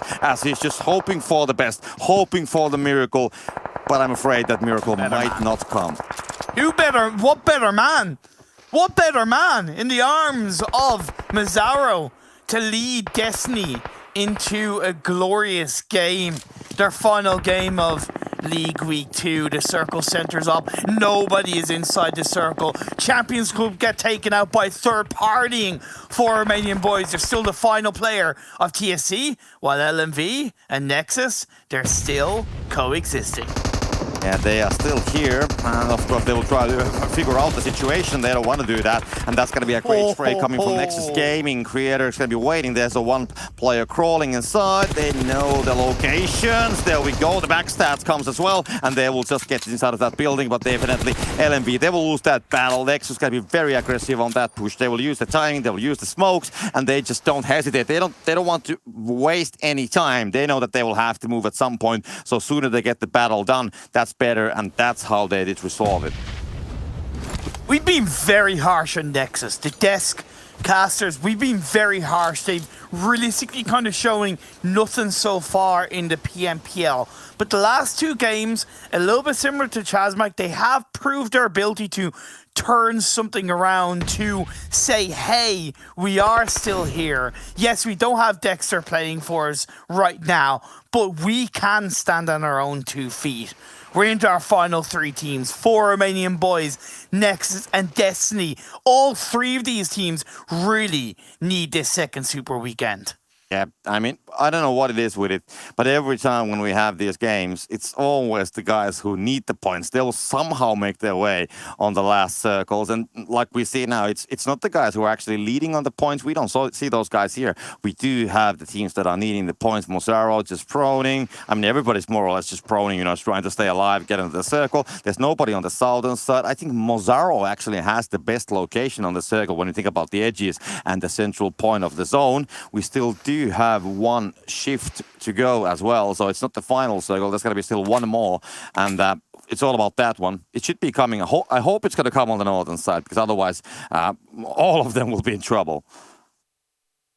A good dip is covering Nexus's angles against 4 Romanian boys. I think Mizarro is a little bit more exposed. The closer Nexus get to him, he takes his shots onto Creator. Had to try and prone down, but Dewey is there on top of the hill to find the final player of Destiny. Yeah, Nexus gonna find that one. That's Destiny gone. And now it's gonna be just 4 Romanian boys and Nexus 2 versus 3 situation. Nexus they will try to collect some information. And 4 Romanian boys, they are splitting. No, they are having 2 guys on the one place, so they are not definitely splitting. Well, they have 1 guy on the blue, actually, a bit more further away. Not completely on the blue, but anyways, further than the other player. But yeah, there we go. Molly's gonna be thrown. Rana puts that on the middle. It's gonna be connecting. Might be just missing both of the players. It could have been a huge Molly if they would have been more together, but they are completely split it that much that you can fit 1 Molly between. And Nexus, they're trying to get on the middle of the circle. They want to get that middle point to be able to gatekeep these guys, but they will be spotted down. This way it's going to be coming from Doreen, and will it going to be connecting? Yes, going to be connecting as well. Nexus takes the damage, but doesn't take that much of the damage that they would be losing some play. But now we do have Royal getting 1 spray, and Creator wants to be creative. And the last guy, well, let's see, is he going to be in trouble? No! Yet, not yet. Rana doing a lot in the front line. Royal, he's left on his own with Doran close by. Can Doran flying the angles? Nearly can't send him back behind the crate. Yep, and Rana now it's going to be time to do something 2 versus 1 situation for Romanian boys. We can see Doring still trying to hold that place, but they know exactly the location where it's going to be proning, and that's the problem, because with the pre-fire you can do the damage, but that's going to be 1! Creator gets 1, and that's the end. In the end, we do have Nexus Gaming take it down, and 4 Romanian boys, they will claim the victory from this match. Oh my god. Doran. The end play, that little bit of the timing on the peak from the Nexus player behind the crate, the headshot connected, the knock came through, and the last player from Nexus who was on a sliver of health could do nothing. Prone down, Doring stood up and got the final kill. Teo Besk for that one for Romanian boys. A great chicken dinner and a much needed result for 4 Romanian boys. The fight for the second Super Weekend was surely on at the end of that game. Yeah, we said it already, that all these teams, they need the points to be on the Super Weekend. And, well, they didn't have the advantage. I mean, 2 versus 3 situation, Nexus, they have the manpower. Yeah. But 4 Romanian boys, I mean, the Molly came right between them. They managed to dodge that one, split it just enough to have room for 1 Molly between them. And then, playing it slowly, I mean, definitely they were in trouble. I mean, Nexus knew the location, but Nexus just wasn't able to connect those sprays. I mean, they were trying multiple times. They tried to spray through the grass, but just some of the bullets connected, but not the whole spray. And then somehow, from that information which they got from the shooting angle where the shots were coming from, for Romanian boys, they just managed to build a strategy which was a successful one.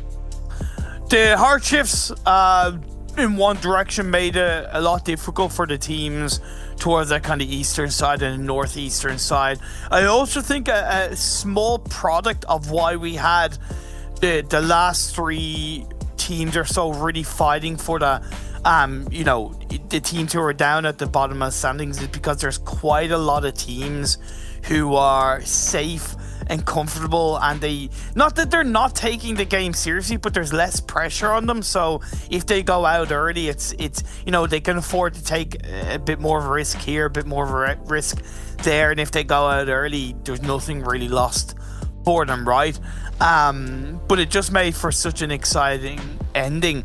I would say Nexus played this game quite intelligently. They initially had the farmyard compound, but they then moved away on one of the next shifts up to the northern hill, and then when the next phase shifted back down south, then they went back into the farm compound. To me, LMV probably should have been a little bit more aggressive because they were there, believe it or not, before Nexus.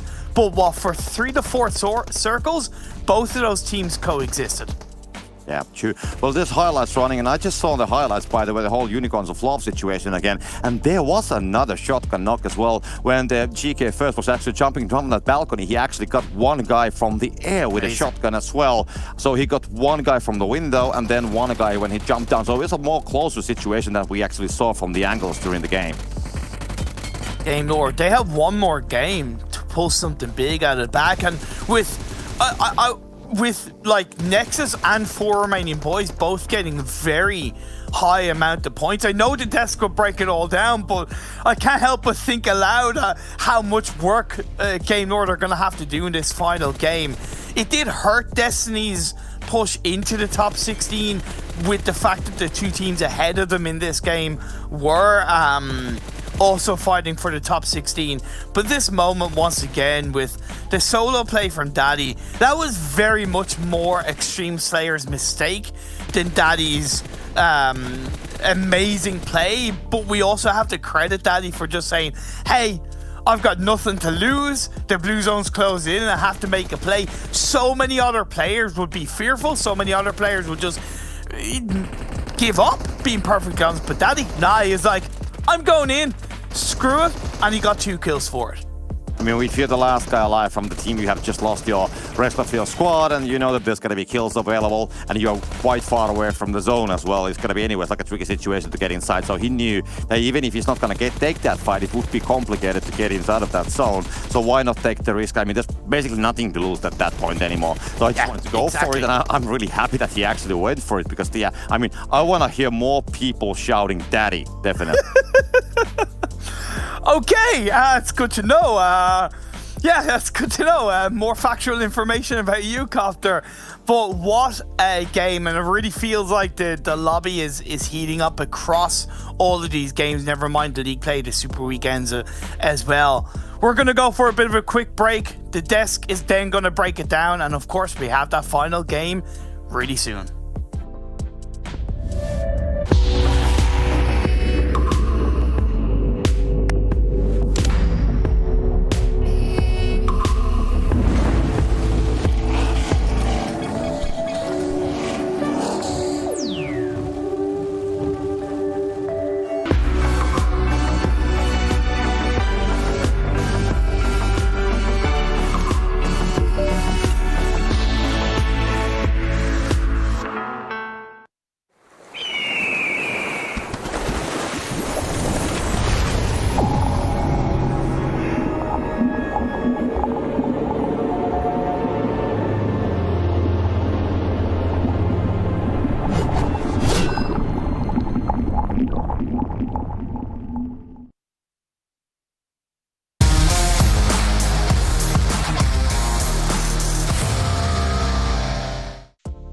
Well, that was a weird finish coming out of our 4th round of the day, but 4 Romanian Boys do pull off their chicken dinner. They do get themselves pretty comfortable into our top 16, meaning they'll play in our next Super Weekend. Whereas Nexus, they desperately need every single point they can get. And honestly, as we start to talk about this one, guys, I think we were all watching that wondering, how does Nexus lose that? How do they lose that situation?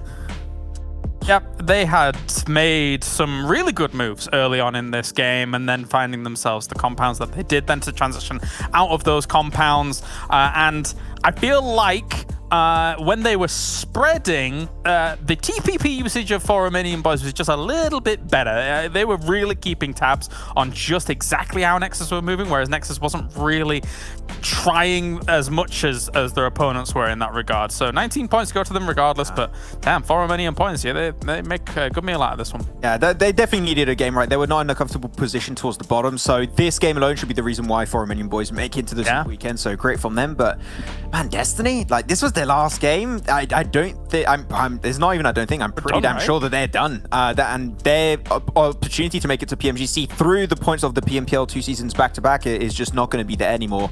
Down to the bottom page, I mean, Game Lord, man, this is, and in the words of John, like, this is a horrible game for Gamelord, right? They had all the teams that were above them and they were trying to contest with them. There were Sirens actually taking them down. They were right below Gamelord. This might be a super weekend where Gamelord literally just don't play, which would be a very big surprise after how well they played in week 1.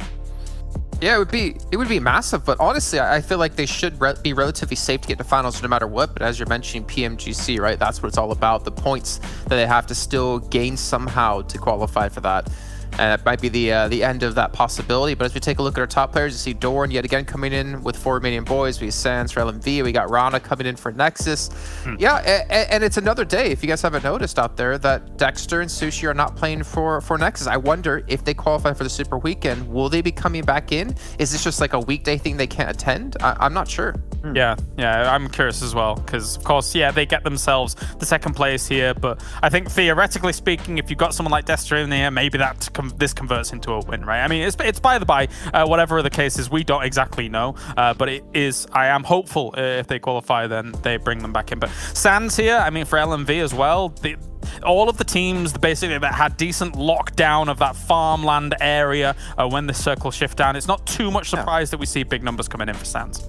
I also have Doran here for 4 Romanian Boys. We talked a lot about Redox, especially in the first week for 4 Romanian Boys, but I think Doran has been really coming in his own, and especially at the end of the Super Weekend, and now especially at this stage of the event, where they've been struggling a little bit, but Doran in this game alone has been doing some really fantastic plays from time to time, and that really shows, especially when you look at this damage, is actually not super top heavy. Well, a lot of teams actually hitting over 1,000 damage from 4 Romanian Boys down to Nexus Gaming, and even the teams below, LMV, Deus, Exquisite Décode UK, getting a lot of damage. I think for Exquisite Décode, a lot of that damage comes from Daddy in a weird fight versus Xtreme Slayers.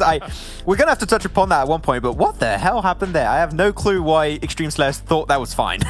Yeah, that was crazy. Sanhok numbers, despite not being on just Sanhok. Gonna say that.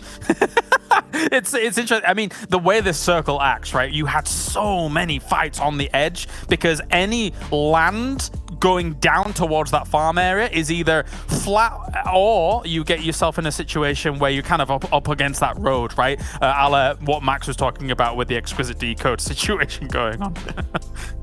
Yeah, really interesting stuff, actually, to see the 3 teams contested. You have Champions Club in there, as you guys pointed out before. I mean, they're still trying to fight for a chance to maybe get top 16, where they're only playing with 3 players the entire time. But another team that was mentioned before out of Maxman, Gamelord. We're going to dive into their stats in this in this league play versus their stats in Super Weekend 1, which just obviously Avert your eyes. Weekend. Yeah, you kind of don't want to see it, but we have to take stock of things, right? They were playing so well against a consistent lobby. Oh, that hurts. That hurts. Oh, the kills drop off though. 6.47. That is insane. And then you go down to 2.29. Like, something's changed, something's moved. What is it though? Couldn't really pinpoint it down because there's nothing that's really changed when it comes to their drop location, when it comes to also how they rotate. It's pretty similar, but they tend to lose players early, just 1 player, 2 players, and then they get breached upon and they just get completely disrupted in whatever they're doing at the time. If it's rotating, if it's trying to gatekeep a position. Maybe it's down just to the early game where they just encounter teams and they're just not ready, not prepared, and that just causes them to not be able to close off games because they just lose such big talent such as Victor, potentially Narvalo, right off the bat. I will say, not dissimilar to what I was talking about with Unicorns of Love in week 1. It's like, sometimes you can just have bad times. Yeah. Like, we've seen Gamelord look great, but I mean, even in this week, even in this previous game, we've seen kind of minor mistakes kind of snowball into brutal situations, right? If you think about their Sirens breaching onto their compound, 1 nade knocks 2 people upstairs. You shouldn't be that close to each other if you're only holding down 1 building, for example, because of just how powerful utility can be against you in that situation. Yeah, some unfortunate times, and I mean, obviously they still have a chance going to the final match, but before we can get into that, we want to take a look at the overall standings to see which teams might not already be qualified or won't have a single chance anymore today, like Destiny, who have played out all their 8 matches, but some other teams do have another chance. We'll throw it up here and get an idea of who's currently in that running, but you can see everyone on this front page, they're going to be qualified, so Nexus is going to make their debut here into the Super Weekend this week. You got Super Young Ross as well, finishing off at 80 points, but let's go into the 2nd and 3rd page. This is what we mostly want to see here for everyone out there to get an idea of how close the crunch really is. Is that the word you wanted to use, Max? I don't know. That's not what I was going for, but go on. I Conqueror on this one, 43 points. I really wonder what's going to be it's actually the same amount of points between Conqueror and Vodafone Giants. It's down to the wire every time. It's such a small amount of games that you have in these league plays to qualify, 8 games apiece for these teams. one win for example, Game Lord could be enough.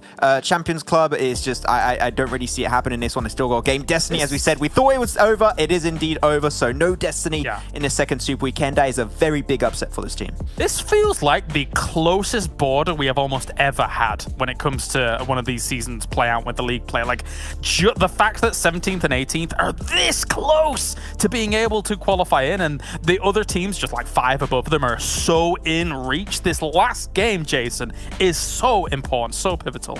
You remember what map we're going to for a final round of the day? Oh no. It's going to be Sanhok, actually, yeah. So all these teams, you never know what's going to happen when it comes down to this final match. But I guarantee you, every one of these teams will be probably playing, when I say guarantee, I say probably, I'm pretty sure most of them will be playing for just healing off in the blue zone. I mean, I almost expect it to happen. Like, obviously, kills are massive, but just to try to survive as long as possible, try to avoid as many fights early on. I would imagine that's the game plan out of quite a few teams here. I don't really know what to expect. I'm going to have PMPL Season 1 flashbacks in a second. Don't predict anyone, Max. I'm not predicting anyone. I'm predicting the blue zone's going to win, man. Like, come on, everyone's going to be out there healing, putting all their meds on one player. We can expect that to happen, I would say here, because it is, as you said, Kalaris, so damn close at the bottom. Yeah, very close. Group A sitting out, but we do have the likes of Group B playing. Remember, again, Unicorns Love, they went out very early in the last game, but again, they could play spoiler.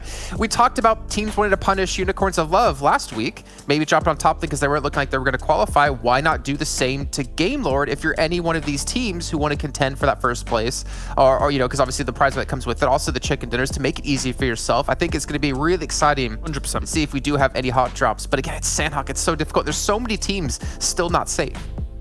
Cripple them. It sounds ridiculous, but cripple them. Like, honestly, if you're thinking long term compared to just short term, just this game, drop on Game Lord. Stop them from qualifying. Stop them from getting points for PMGC. We saw it work out right in the first week where Vodafone Giants stopped that entire usual rotation on Miramar from Unicorns of Love. And when you think about it, they didn't qualify by a singular point, 1 or 2 points. That game could have actually been the reason why they made it in the first Super Weekend. So it's been proven to work in the past. And if they do want to get rid of Game Lord, this is the time to do it. Well, let's get our final round of our League Play Week 2 underway. Let's get rid of you two so you can bring your commentators in to bring you all the action, to cover everything in Imperium and Copter. My question to you as I head out, do you think we're going to see anyone drop on top of Game Lord to ruin their chances?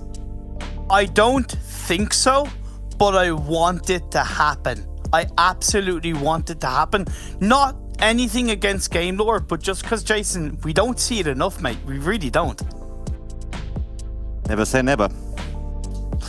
Never say never. Like, it's harsh, but at the end of the day, you can be friendly outside of the game. You can respect each other and support each other outside of the game. But what happens in game in those 25-30 minutes, it's every man, like I said before, every man, woman, child, and team for themselves. And if you are looking to make it a little bit easier for you, not only in the PMPL, but that race for the PMGC, hell yeah, you drop on Game Lord. They have definitely looked strong across the PMPL so far. You want to hurt their chances. They're not in an absolute massive running, but you eliminate one team, it certainly makes it a lot easier for yourself. Never mind the fact that Conqueror are in a bit of trouble themselves for getting into the top 16 of this Super Weekend alone. So I don't think it should be them, but maybe one of the other teams. Well, we have this saying that what happens in the boot camp, it stays in the boot camp, and that, you know, might be the case, but just follow. The plane is already in the air, so we don't have to be wondering about that for a longer time. But what we do know is that the point situation, just like the studio pointed out, it is very close there when it comes to who's going to be playing on the Super Weekend and who's not going to be playing on the Super Weekend. So it's not just Game Lord, there's other teams who also need the points, a lot of them, so they could be doing some decisions that might be, you know, benefiting them. But it's a very straightforward plane, but we'll see the circle, and then when we have some other ideas, maybe. 4 points divide 7 teams from 11th to 17th. That's not even considering Game Lord, because they're another 5 points behind that. So it's very, very tricky indeed. Game Lord are dropping on their normal spot. Unicorns of Love are going for a very interesting split drop. Conqueror, to secure their spot in this second Super Weekend, they brought in the Irish god himself, the IGL of the team, Reeves, and they're dropping on Paradise Resort. Why are they dropping on Paradise Resort?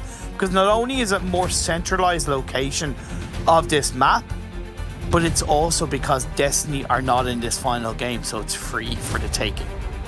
The circle is very fair. It's including all the islands for now, so that's only gonna mean that, well, on the later circles, there's definitely gonna be some action when the teams are first piling and then crossing. So it's not just like a huge run to one island. It's people are getting comfortable on the islands, and then at some point later they will have to change. Also, we had SKP. They had one player quite far away. They're afraid from Daddy. He's going to be finding super young roster because Daddy is spraying from the compound, finds one solo player who's going to be trying to run up on that hill, loses the sight for a while, and that might allow, it's going to allow Sick to get away on the other side of the hill, and might be actually getting away from the whole situation.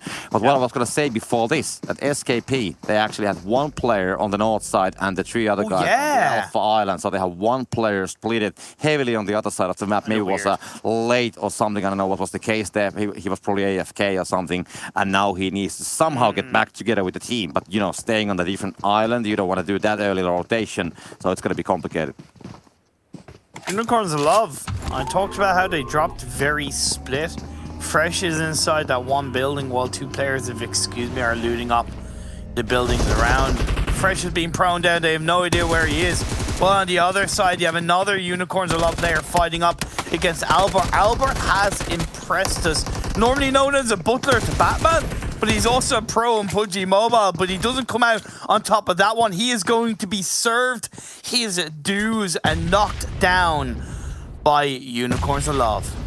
There's actually, getting some knocks on the board as well. Oh, counter knock. But yeah, there's going to be both sides happening. First is going to go for it, and there we go. The flush will happen, so Unicorns of Love will at least confirm the second kill. They lost one player. They're going to continue as a stream and stack. And we can see Fresh is holding this intersection buildings for now. Should be having a decent amount of fluid available from that location.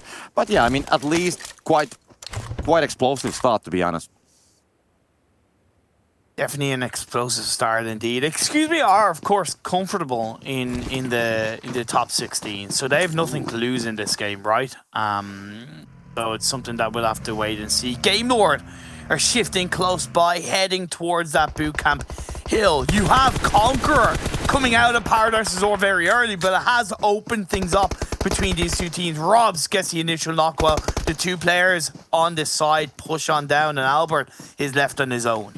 They have a good push. They had a player on the off angle as well, and we'll see how they will deal with the situation. But they should be able to get that player down, and they should be able to revive if they just go in with the trade, and that's what they need to do. They don't find the player yet, but that's going to open fire, and that's going to be the end of it. Albert's going to be taken down immediately, and they will be the first team that's going to fall down as a whole, and now it's going to be Champions Club there on the backside, quite far away still, so they're not completely on the pictures, but they're not that far away. Like 200 meters or something, but maybe they can do something, but definitely have heard the fighting, and maybe at this point of the game it might not be their decision to crash on this situation. Also, unbeknownst to them, Conqueror were heading out of Paradise Resort, by the way. So if that engagement had have been a little bit longer, there could have been a third party, but that is something that is more normalized in Sanhok, right? We always talk about the timing of an engagement in Sanhok. It needs to be much quicker than any other map, whether it's phase 1, phase 2, phase 3, or of course going further into the game. So I really respect that Game Lord wasted absolutely no time in taking out on top of that boot camp hill. The trifecta area of the map is held onto by SKP. A couple of the Unicorns of Love players, the last two remaining Unicorns of Love players, are looking to suppress them a little bit more heavily. SKP currently in 14th spot on 45 points, but only 2 points ahead of 15th, 16th, and 17th. They have 2 guys on the scene, so they have 1 player on the northern side of the island, and then Hamadi, which we pointed out at the start, completely on a different island. So they have 2 men standing here, and between them and the 3rd member actually is 4 Romanian boys on top of those hills. So even getting that 1 player here to help out on the southern parts of the Alpha Island is going to be complicated. But meanwhile, we have something else here going on. This is right next to Painan. We have Exquisite Décode, and they have found an enemy. That's a Team Doom, of course. That's going to be actually happening the other way around. Tomagon actions have happened, and Frosty opens the fire, gets the initial damage. This hill is a really important hill to control in the early parts of the game, even in this kind of circle. And Team Doom were here first, Copter. So what that meant that they were able to really get a lot more information on Exquisite Décode, suppress them back the second they got information. They took advantage of it. But Daddy, from the distance, the playmaker in the last game, the savior with the double kill onto Xtreme Slayers, does find a knock onto Frosty. Looks to take the shots, is aware of a potential counter knock in his direction.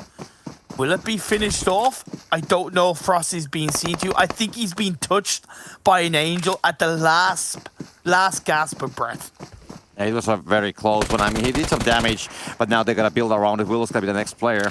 But Daddy gets that kill, and they will just go for it. So Exquisite Décode, they want to jump on this situation. Just a little bit worried about the one player on the different angle, the chess right next to the rock. But he's going to be spotted now, and that's going to be good. Daddy, who else is going to spot that down? Maybe we'll get more Daddy shouting here going on as the molly is going to go straight towards the player on that rock. Is going to be connecting as well. No, it's going to go on the side. He's going to try to defend that location. Gets Will down from the smoke, so that's going to be a great defensive spray. Wants to be committing, getting a flush as well. They want to get those points home. They need the points too. And Team Doom, they're doing everything they can. There we go. A great nade actually happens at the same time as well. But yeah, meanwhile, Daddy, let's see what he can do. He can actually pro.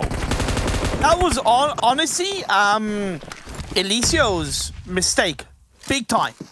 He had that angle, and you heard me say Elisio needs to join up. Elisio needs to join up because Will and Daddy together were doing a half-decent job of slowing down and distracting and suppressing the players of Doom. So they were fully focused on one direction. Elisio could have come in from behind, slapped at least 1 knock onto a member of Team Doom, and that would have been an instant potential turnaround from Exquisite Décode. So if you're going to pull off that kind of flank play, you really got to get it right. Elisio is an amazingly talented player, but in that moment, he got it wrong. Yeah, I think also from the Team Doom's point of view, Chess, who was playing that, off situation from the rest of the teammates, he was playing the situation very well. He was, not giving himself up, and then when they finally spotted him, then he was able to defend that area and kind of kept the fire and the action away from the teammates who were like not that far away but on the distance. And then when all the action and the heat started, then they were able to jump on that situation. And this is the zone that I love. This is the one, the intersection of the rivers, that we still get the middle place of the rivers to the middle of the zone, and then still keeping all the 3 islands at the play at the same time. And what this usually makes is that, of course, on the Alpha Island, because the SKP, they will have to get down. Everybody will be just compressing towards the middle, and then finally, at some point comes the moment when somebody needs to move on the other island. That's when the fun starts. Unicorns Love had a very important engagement against SKP, taking down one of their players. I believe it was Dillo that got taken down. So that means that Rashu had to kind of push it away, and that creates a lot more area of control for the Unicorns Love players, especially only as a duo. Bootcamp Hill is going to be occupied by TSC. Well, more southern bootcamp. Southern part of Bootcamp Hill. It does create an opening for Champions Club to move out of Bootcamp. Game Lord still on the north Bootcamp Hill for the time being. Super young roster. Maxman, the desk have highlighted and Blank as well of how good super young roster can be at predicting these circles and putting themselves in those fantastic positions. They are doing it right now by having a lush in that trifecta compound, 2 to 3 players on the hill to the south, so they have all the angles, all the information, and for now, all of the control. Amara completely alone on this location. has the hunting tower for himself for now. But the TSC, they have no idea that he's going to be hiding there, of course. But they are getting very close, and they might be spotting him at some point. So we can see Kamara just holding that angle, making sure, and there we go. We can see Tantam already watching that one, going to be having an idea that probably they have the info now that somebody might be on that tower. Of course, he has his teammates. The whole champion club is going to be on top of that hill. The 3 guys which they currently have on the server. The 4th guy is not anymore joined to the game. But anyway, they will hold that place. And TSC, if they spotted that one, they might be thinking that, yeah, there could be more. They don't desperately need the points for now, so they don't probably go any they don't do any like super aggressive move there. So that's going to stay like that for a while. But then when the next phase comes, then it's going to probably heat up the battle a little bit. Exactly. At the end of the day, every single team that's fighting for a top 16 spot that we've already mentioned, from 11th right down to 18th, is still in the game. Rasha from SKB catches Vito, gets a quick knock, a quick kill from the sniper tower, prones back down, and Conqueror just got bamboozled a little bit. Vito was a scouter, pays the price, while the other 3 players from the team still hold on to that northeastern compound on the mainland. You take those. It's not pretty, but you still take those. I mean, the Conqueror situation on the northern side of the Bravo Island is that they have game load on the southern side of them, and they will have, if they want to stay on that island and move closer to the middle, they will have to go towards boot camp, and the boot camp hills between the boot camp and between boot camp and the rivers, and then the northern side, there's hills and there's some rocks, but it's very open when you come down from there towards the boot camp. And game load, they will definitely spot them down, so they cannot really move on that direction. So they have to wait and, of course, hope. They are probably even like hoping that it's going to be Alpha Island Circle. That's what they're hoping for. Then they could swim or try to do something about it. But the situation is very complicated, and the shift is still going to include the intersection of the rivers. So now Conqueror will have to go. All the teams will have to compress. We can see actually super young roster on the Charlie Island. They are having a great place right next to the compound. So as we can see, a lot of indicators are popping that something's going to fall down. TSC being slowed down a little bit by Champions Club on top of the boot camp hill. Technically, Champions Club can qualify for the top 16. We have to give them that level of respect because they are competing in this lobby. Yes, they played every single game as a trio, and I have so much love for this team. They technically do have a chance, but currently on 18 points, they need a massive 30-plus point game to even give themselves a chance. And right now, it doesn't seem like it's kind of heading in that direction, but you fight until the end, and that's certainly what they're going to look to do. They make it down the hill, they give that high ground up for a priority of a compound that's more centralized inside the circle. Yeah, at the same time, TSC, who was right next to the Champions Club, they were quite slow with the movement. They knew that somebody might be on top of that hill, so they have to wait. But of course, Champions Club is going to get a very good place on the other side of the river. So super young roster and Champions Club, they are holding a good compounds on the southern side. Of course, currently the circle seems that it might be favoring the Alpha Island, but you never know. You never know from Sanhok. I mean, crazy things happen. We have seen crazier shifts happening in the past. What I find interesting is that Unicorns Love the Duo moved away from the compound that was more towards the coastline and actually went up towards the mountain hill in the previous circle. It paid off because they did get a quick kill on the 4 Romanian Boys, but they seem to be heading now back down the mountain into the comfort of the compound that they held onto for a previous amount of time before that. Good. It's complicated. I mean, the whole mountain area is tricky now because for Romanian Boys, they have such great visibility. So they basically see almost everything that happens on the Alpha Island, and the majority of the land is currently on that island. SKP, they will have to get down. Conqueror kind of like comes to the middle of the movement. They still have the last player in Hachin, as we can see, hiding behind that wall, and probably catching all that information as well. And now going to be passing that information, of course, for the teammates who are right there on the northern side of the zone. So they could be definitely a holding situation. But I do have a feeling that Conqueror, they might not be going straight down from that side of the mountain. They actually want to get top of the mountains and come on the backside of the 4 Romanian Boys. Yeah, that would make a whole lot more sense. And that is actually, they are going towards the Valley of Death, as some call it. And they are trying to get up from that location, near that location at least. Next circle, close to shifting up. TSC Sirens on the southwestern edge of the circle. Realistically, not in any way, shape, or form under pressure. Team Doom moving out of Painan. They clear it out. The majority of the Exquisite Décode players, and that shift does shift over to the northwest island, the Alpha Island, but still the tinkle bit of the southwest island in play. The river is going to be in contention, and there's 2 compounds that's in play of this circle. The one that Unicorns of Love holds onto, and there's one that's free, but available for 4 Romanian Boys to take. Yeah, but the Dio Sirens, they actually started the rotation immediately towards the bridge, and they might be faster to get on that compound if just 4 Romanian Boys will allow that because they have the higher ground. They can basically towards that building, but they definitely have a chance. They have taken the cars or the vehicles, whatever. I mean, sometimes in Sanhok they could be just scooters, but they will anyway started the movement, very fast movement towards the Alpha Island. They'd just be able to take those buildings as well. They just have to be careful, Copter, that they don't get third-partied or caught off guard by Xtreme Slayers. Because, yeah, they're heading towards the coastline. They're not going for their compound. And Bardo or the rest of Xtreme Slayers might put them under pressure in that sense. Yeah, I don't think that they actually have the information that the compound's free. So they will stop there right on the edge of the zone, and they will start scouting. So it's going to stay free for a while. Oh, Meanwhile, no. Conqueror, SKP, they're going to start the engagement. So Conqueror, they didn't go completely on top of those hills. Only K-Link is going to be quite far away. But yeah, we can see that Reeve's going to be knocked down, and they have no troubles flushing him down. And that's about it. They will get the kill, and just K-Link anymore remaining for them. And that's definitely a problem for them. But maybe, because they have the northern side. So if K-Link will find a place somewhere on the backside of the 4 Romanian Boys, he still has the circle kind of like as a because there's nobody coming from the northern side, so he still has a place to prone and collect some points.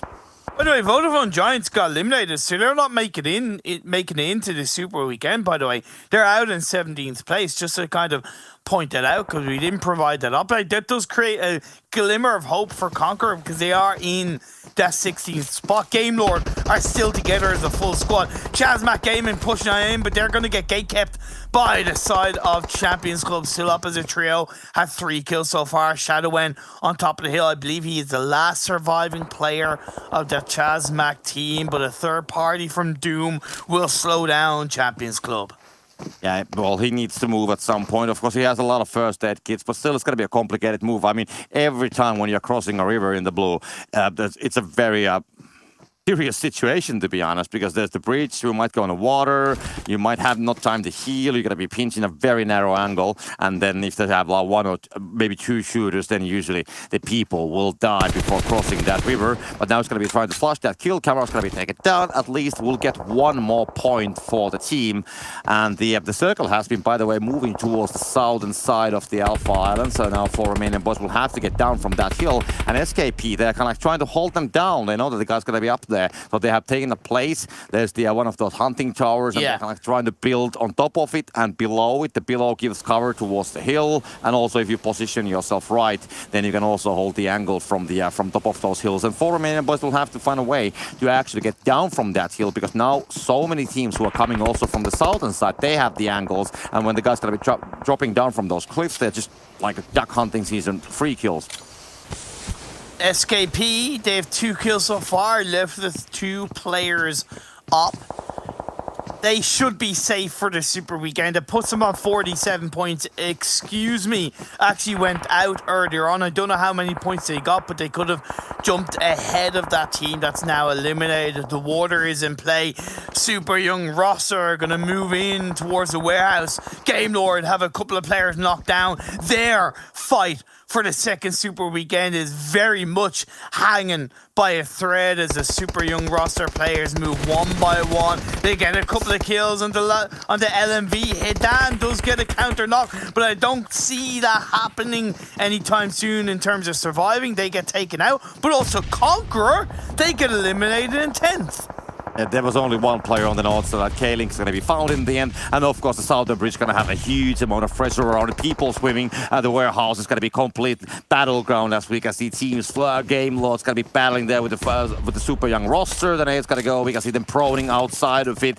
We can see Rose. What can he do? We can see Alush with the nade as well. Might try to go revive him for Sick, but maybe wants to put some nades before Rob's not going to be taking a damage from that one because he's still inside of the compound, has the cover from those walls. But if they will get some nades inside of the warehouse, that could be a completely different thing. But SKP, meanwhile, taken down on the northern side of the zone, and Robs has the angle. We will hear the footsteps, and two guys from the super young roster will go proning on the smokes. And now is the time to go for it. Now is to get the utilities on point, but that's got to go on the corner, and they have already moved away from that angle. The revolve's going to be happening at the same time as there's nobody coming from the southern side, so they're just hiding only behind the tree, and now they will just go for it, but that's going to be taken down, unfortunately. There you go. The other option is going to be stronger. Shadow's going to fall down finally, and also Result. Oh my god! Taken down. That's ChasMac Gaming done. That is super young roster done as well. Down to 5 teams we go. The most important team fight for Game Lord in this league week 2. That's put them on 7 kills. As far as you know, with the placement points they will survive, that will put them ahead of Conqueror into the 16th spot of this league week 2. I'm speculating, of course, but I can't help it. We're down to our final 3 teams, though. The brunt of the blue really victimizing the rest of these teams, and just like that, Deus in a 1v4. It's going to be a Deus Sirens chicken dinner to end the league week 2. Yeah, Pappy is going to be trying to heal behind that rock. I mean, they are holding, they have the higher angles, they have a lot of rocks, and as soon as Pappy is going to open fire, that's going to be happening right now. Can he get any knocks or flashes? They will turn the scopes towards Pappy, and he's good as dead, because they will spot it down immediately. Going to try to deny that point. The ball is going to go on Pappy's feet, and that's the end of Xtreme Slayers and Deus Sirens. They will claim the chicken dinner. They will get 6 kills in the process as well. It was definitely, of course, that once again Sanhok element of circle look for Deus Sirens, but at the end of the day, they rotated in areas of the map that were unoccupied, right? The trifecta / mainland was always going to be involving more teams around them, right?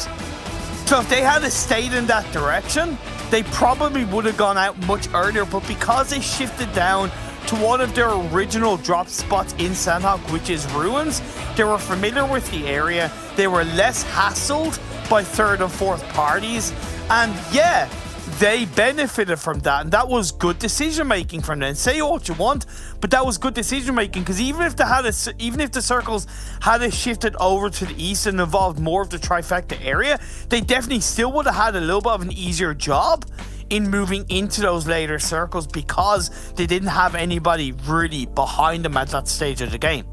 Yeah, all the pressure was on the south and east side, the bridges where we saw people swimming, shooting, you know, nading, smokes and everything. And they just came very early from the west side bridge, the big bridge actually, and nobody was there. I mean, they even had a chance to take that compound. They didn't go for it. They stayed there on the western side. They followed the situation. There's a couple of kills here and there, you know. They were very decisive, and they played a very good game. Like, when you think about the strategy in general, they were just holding those important locations, not letting anybody to get on their side. I mean, they hold the western side most of the time, and I think the biggest threat for them was the 4 Romanian boys and SKP from the northern side, but they just didn't find the angles, so they stayed hidden from those shots.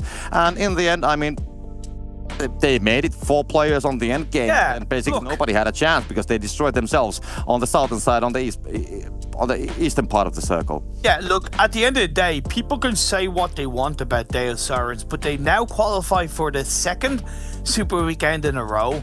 They've evolved from a team that were playing very scared and very passive to ending League Week 2 as a full squad in a chicken dinner.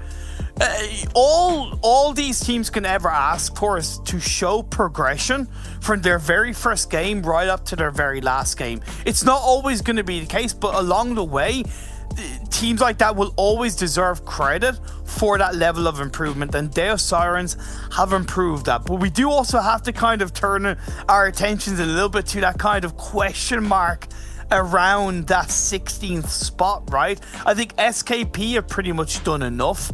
I believe a couple of other teams have done enough. I really think it's kind of between GameLord and Conqueror. That massive team fight win from SYR from GameLord onto SYR from GameLord, that could be the reason why they've taken over Conqueror. Yeah, true. Well, I gotta say about the TSC Sirens, I mean, they're definitely a team that have now shown that they can excel on this level. And also, I mean, they were so scary team on the last circle that, I mean, Puppy, I mean, his hands were shaking, and that's why he dropped the molly on his feet. Probably like peed his pants at the same time as well. Oh man, he also probably just didn't want to kind of deny that point in that regard. It was also a good improved set of games overall in this league week 2 from 4 Romanian Boys. They were looking very shaky up until those final 2 games. Yes, they a little bit similar to TSC Sirens. They didn't really have a lot of hassle against teams across that mountainside, but it was still a good set of games nonetheless. Unicorns of Love, hey look, they've qualified for the second Super Weekend.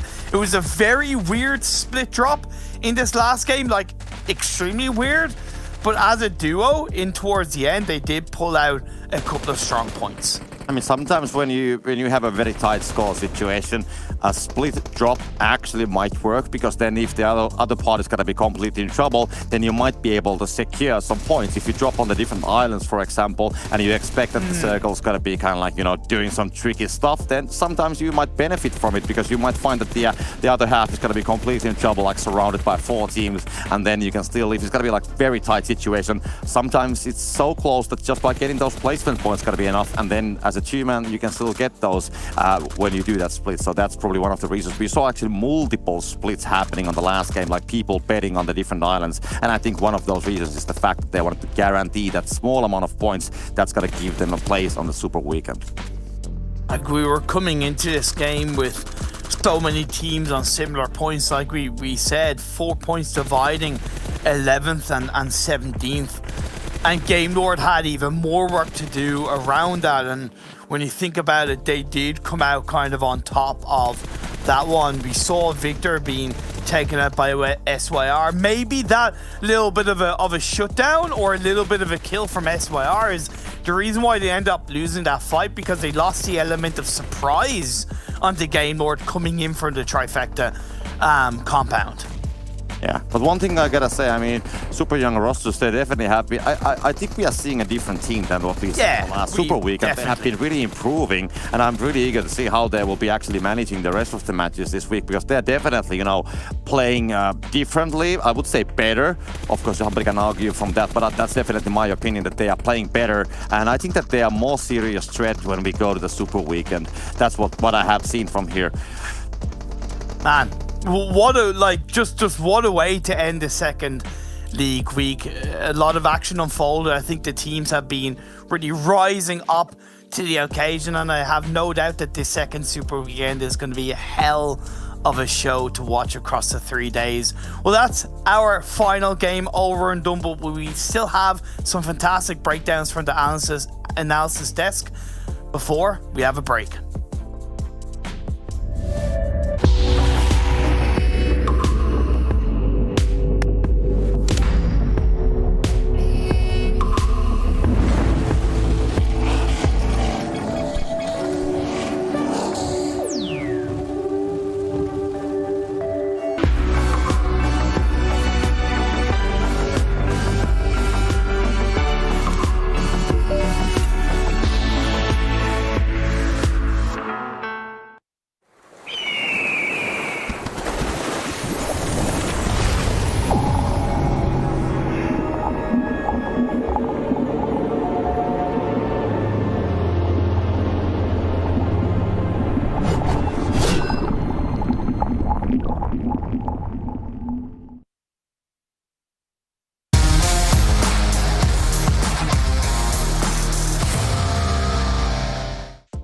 Let's go, Deus. What a way to close out the final round here in our second week of league play. They take a chicken dinner, they get themselves comfortably into the top 16, and they will be participating in their second super weekend here at the PMPL Western Europe Season 2. I'm Jason Kaplan.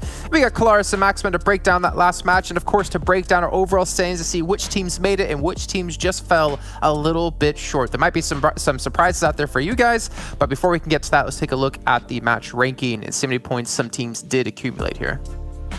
And yeah, the Sirens able to get himself their first win throughout this entire second season of PMPL Western Europe. We had these two last games actually. The Sirens have been feeling a lot more, I would say, I don't know if I would say confident, but they definitely have a little bit of a better idea as to what they're going to do, and the execution's a little bit cleaner. They had a really good breach versus Game Lord, actually, especially well executed by Yatem alone on that breach versus Game Lord in the last game on Erangel, and now in this game too, they actually get himself the win. It's a step up, and I hope that they use these two games as, okay, this has worked out for us, let's try and repeat this recipe for success and potentially transition it in the Super Weekend itself.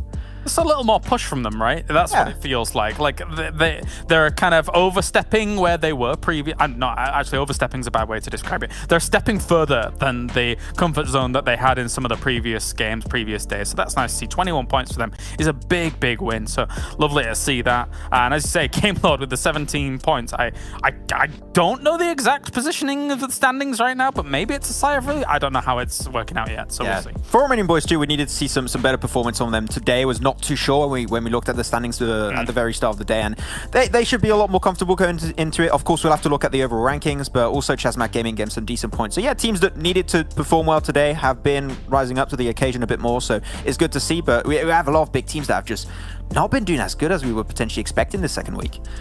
Yeah, there's also a lot of teams here on the second page, if we take a look at this, that didn't really perform here much either. Vodafone Giants, 0 points. Exquisite Décode, 0 points. Excuse Me, 1 point. Unicorns of Love, I mean, they were fairly confident. I mean, they were qualified the Super Weekend, so you can kind of understand why with the 4 points as well as the last match. And then Conqueror with 2 points. A lot of big names here on the second page. Yeah. It's been weird. Conqueror, now that I think about the grand scheme of this league play phase, we haven't seen too much of Conqueror, so we'll have to see how that's going to be panning out, of course, get into it. But our top players of this game feels good. We've finally seen Ali back on board. I mean, it's a Sanhok game, of course. We talked about super young roster being actually really strong when it comes to rotating and how they transition from mid to late game. Really worked out fine for them in a grand scheme of how they were playing towards that Riverside, so Ali being there is not too big of a surprise. But we've seen Robs for Game Lord instead of two other players we normally always talk about in Narvalo and Victor, and Rob's able to get a little bit more survival time for the team. It is always good to see. Doran's making it yet again as well. Interesting to see him able to keep some consistency when it comes to playing, at least here in day 2. You can see Team Doom, though, most damage done, most kills as well. Generally, I'd say a quiet team in the past. They're starting to really come to light here, really starting to come online. Jason, what are these numbers? What are they? They are Sanhok numbers. That's right. There we go. It's never going to end. Yeah, very, very even across Papa the board Blue numbers. here. That's Papa Blue numbers, yeah. No, Max? No, you don't like that? We'll have to rebrand Papa Blue at some point, I think. We might have to change it. But yeah, Sanhok numbers not really too big of a surprise. And not as much healing in the blue as we were potentially expecting entering this. So yeah, I'm happy to see it. Very low damage wins across the board, Jason. Yeah, exactly. I mean, if you remember back to last week, we had multiple games as well that were like 15 kills, if not double digits just in general. But we only see one team actually do it with 4 Romanian Boys. So I think some caution being used by quite a few teams, especially considering how many teams were not even close to being safe. Biggest C, Exquisite Décode start off the day strong with the victory, 1700 damage done. ChasMac get a win as well. It's been a nice little decent spread here across the board for all these teams, and definitely for some of these teams who desperately needed some results today. Exquisite Décode, they were outside the bubble at the start of the day. Yeah, they were. Thank God for that. Thank God you predicted them. That first game. Yeah, it's you're welcome to Exquisite Décode. It's all right. But in general, not only the wins that have been very varied, just I think it has been a very even day across the entirety of the lobbies from game to game. Maybe that is a symptom of having 3 Sanhoks during a day, but just in general, I mean, even our Erangels were very, very even here, Max. Yeah, it's been a little bit interesting to see, I would say, the teams that needed to have some good results today. The Sirens, especially, we talked about them, right, having themselves a good game. I just hope that that's going to be potentially transitioning in the Super Weekend. Of course, we'll have to look in the rankings, but ChasMac, we're not looking comfortable. Unicorns of Love, we're not looking comfortable either at the start. So we'll have to see in the rankings, especially how things are working out. But the games have been interesting today, but the Super Weekend, as we know, now we're going to have locked amount of 16 teams is not going to be changing anytime, so we can only expect even better things from these teams to make it this time. Well, we'd hope so, right? I mean, we had some great teams playing in the Super Week and putting up some big numbers, and then coming into week 2 of league play, they really, really struggled, and some of them might not have even qualified when they were in top 5 before. But we'll get to that in a second. It's time to get into our prediction game here of who we think the MVP of the day was. We're going to start off with you, Maxman. Who do you think our MVP was today? Oh, normally I think about too. it before. Normally I prepare myself before and then I try to speculate. I haven't done it right now. I don't know, because there's been wins from so many different teams. I want to go with, I would say, Fresh has fragged out quite a few times. So I don't know. I'm just gonna go out there and say I don't know. Fresh. Are you even watching the matches? Yeah, but I as I told you, normally I prepare. This time I'm like. I mean, if anything, but put Dor in there. He was top 3 like multiple times today. Was a good choice. Yeah, you know what? Yeah. I mean, you can. Yeah, go vote for Dor and then there you go. Well, you went with Fresh, so Claris, what about you? I don't know. This is really difficult. It could be literally anybody. We haven't had that like one really dominating player today. No. Like we didn't have a Rezdov happen. Today it can be anything. You know, I'll just pick a random name out of a hat. I'll pick Dew from Nexus Gaming. Okay, that's quite a reach there. Backspan. I mean, you went Fresh, so let's see what happens. Who's the MVP of the day? I have no clue. I don't know. What? Max, why are you so bad at this? Beforehand, like no cap. What? No. Oh my god. It's the. Let me look, guys. I mean, yeah, it's on my page. It's there. Yeah, it's okay. Fair enough. I feel like Max, you just should not be hired as an analyst anymore. I feel like your track record is just. Okay, fair enough. I don't look at the stats or anything. Okay, I'm just waiting. But to be honest, he had a few surprising moments where he would get a lot of 1v2, 1v3s, especially this 5 versus Conqueror here. I remember that on this game. He just stood out really well. But I mean, yeah, I should have picked Dew, I guess. Yeah. Jason, how do I have these powers? I just hope you use them for good and not evil. Well, I mean, you know me. I probably will use them for evil, but later down the line, later down the line when that only I exist on this planet. After I've used them for evil, of course.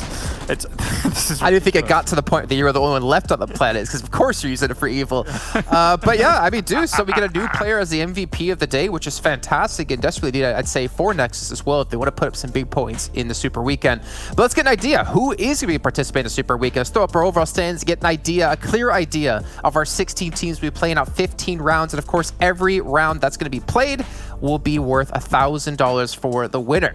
Eastern Stars coming in first place at 98 points, continue the momentum from the Super Weekend. But honestly, I think the biggest surprise, I think there's a couple of them actually on this front page. ChasMac, Deus, Team Doom, Xtreme Slayers, super young roster. I feel like there's actually a lot of teams here. The majority of the teams, actually 5 out of the 8, that put up some like surprising numbers in this day. Yeah. As I said, I had a media day just happened 2 days ago, and some teams have definitely given me the impression that they are really feeling comfortable when it comes to qualifying and feeling confident, so they're just going to take their foot off the pedal a little bit and just slow down. Some teams maybe slow down a little too much though, and we'll see that especially as we go on to the second page. But as you said, it is great to see some teams such as super young roster, Extreme Slayers, Doom, TSC Sirens, ChasMac Gaming actually stepping up. Shows that they have potential, that they deserve to be in this PMPL. But as we always say, right, that needs to also transition in the Super Weekend, so they can't rest on their laurels just yet.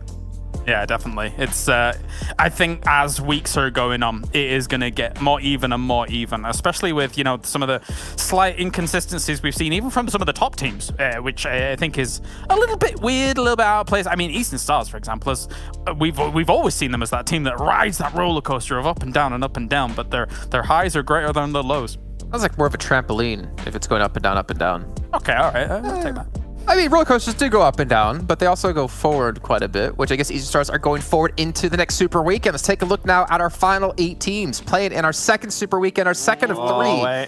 Who's going to make it and who's going to be, unfortunately, watching from home?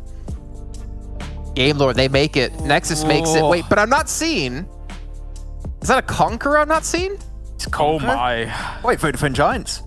Also, wait, wasn't Conqueror number 1 at the end of all that PMGC? Yeah, the rest of PMGC, they were first at the start. Oh my days.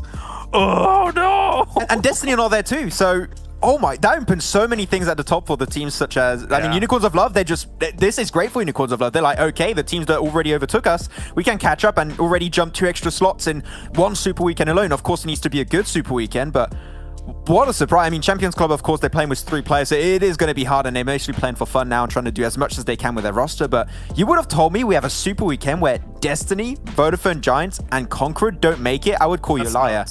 Or I would say I cursed all the teams. I don't know, one or the other, but that's just insane. Yeah.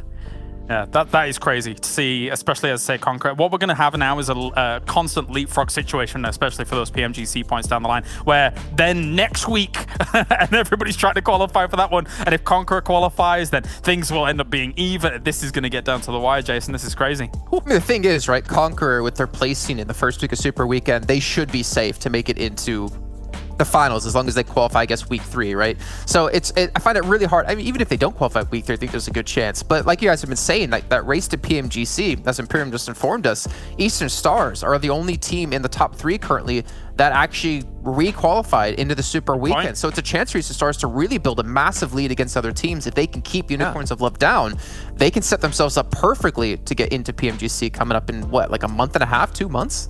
Yeah, in 2 Super Weekends and also 1 finals, of course, expecting that's going to be Unicorns of Love qualifying over there. It's going to be between Eastern Stars mainly and also Unicorns of Love. And Unicorns of Love, I believe, on the spots behind them, there's about 100-point difference also. Like, it is mainly down to those 2 teams, and we have to look into the next Super Weekend, see if, of course, Vodafone Giants going to be able to qualify, Conqueror, Destiny, which is not sure. I mean, it's shown here, right, that the level has increased significantly from Season 1 into Season 2. So even the top teams that we thought were strong going into this can sometimes fall down and just have a really poor performance sometimes. Yeah, I don't know what to say, Max. I mean, Colaris has just been so on point. Hey, technically, you've been on point as well with your predictions, just the opposite way. But you know I say they're first, but from the bottom. Okay, that's how I'm doing it every time. They're the first loser, right? Yeah, exactly. That's how I'm doing it. Yeah. But Max, it's fine. You know why? Do you want to know why it's fine? Tell me. I don't know. Because you got a day off to work on your predictions. All of us have a day off tomorrow. All the teams I'm going to get my voodoo dolls. Hell yeah. We're going to... I wouldn't be surprised if you have a room dedicated in your new flat that you now own, dedicated to voodoo dolls. It would explain some of the pains I have during the day. But, ladies and gentlemen, you guys also have the day off as well. I know you're going to be a little bit sad about it, but we'll be back 2 days later. So on Friday, we'll be here with our second Super Weekend for the PUBG Mobile Pro League Western Europe Season 2. And we're going to find out if teams like Unicorns Love can start to build up some points to get into PMGC rankings yet again and also get themselves safe into the finals. But we're not going to know until then. So we'll see you on Friday at the exact same time for some more PUBG Mobile action.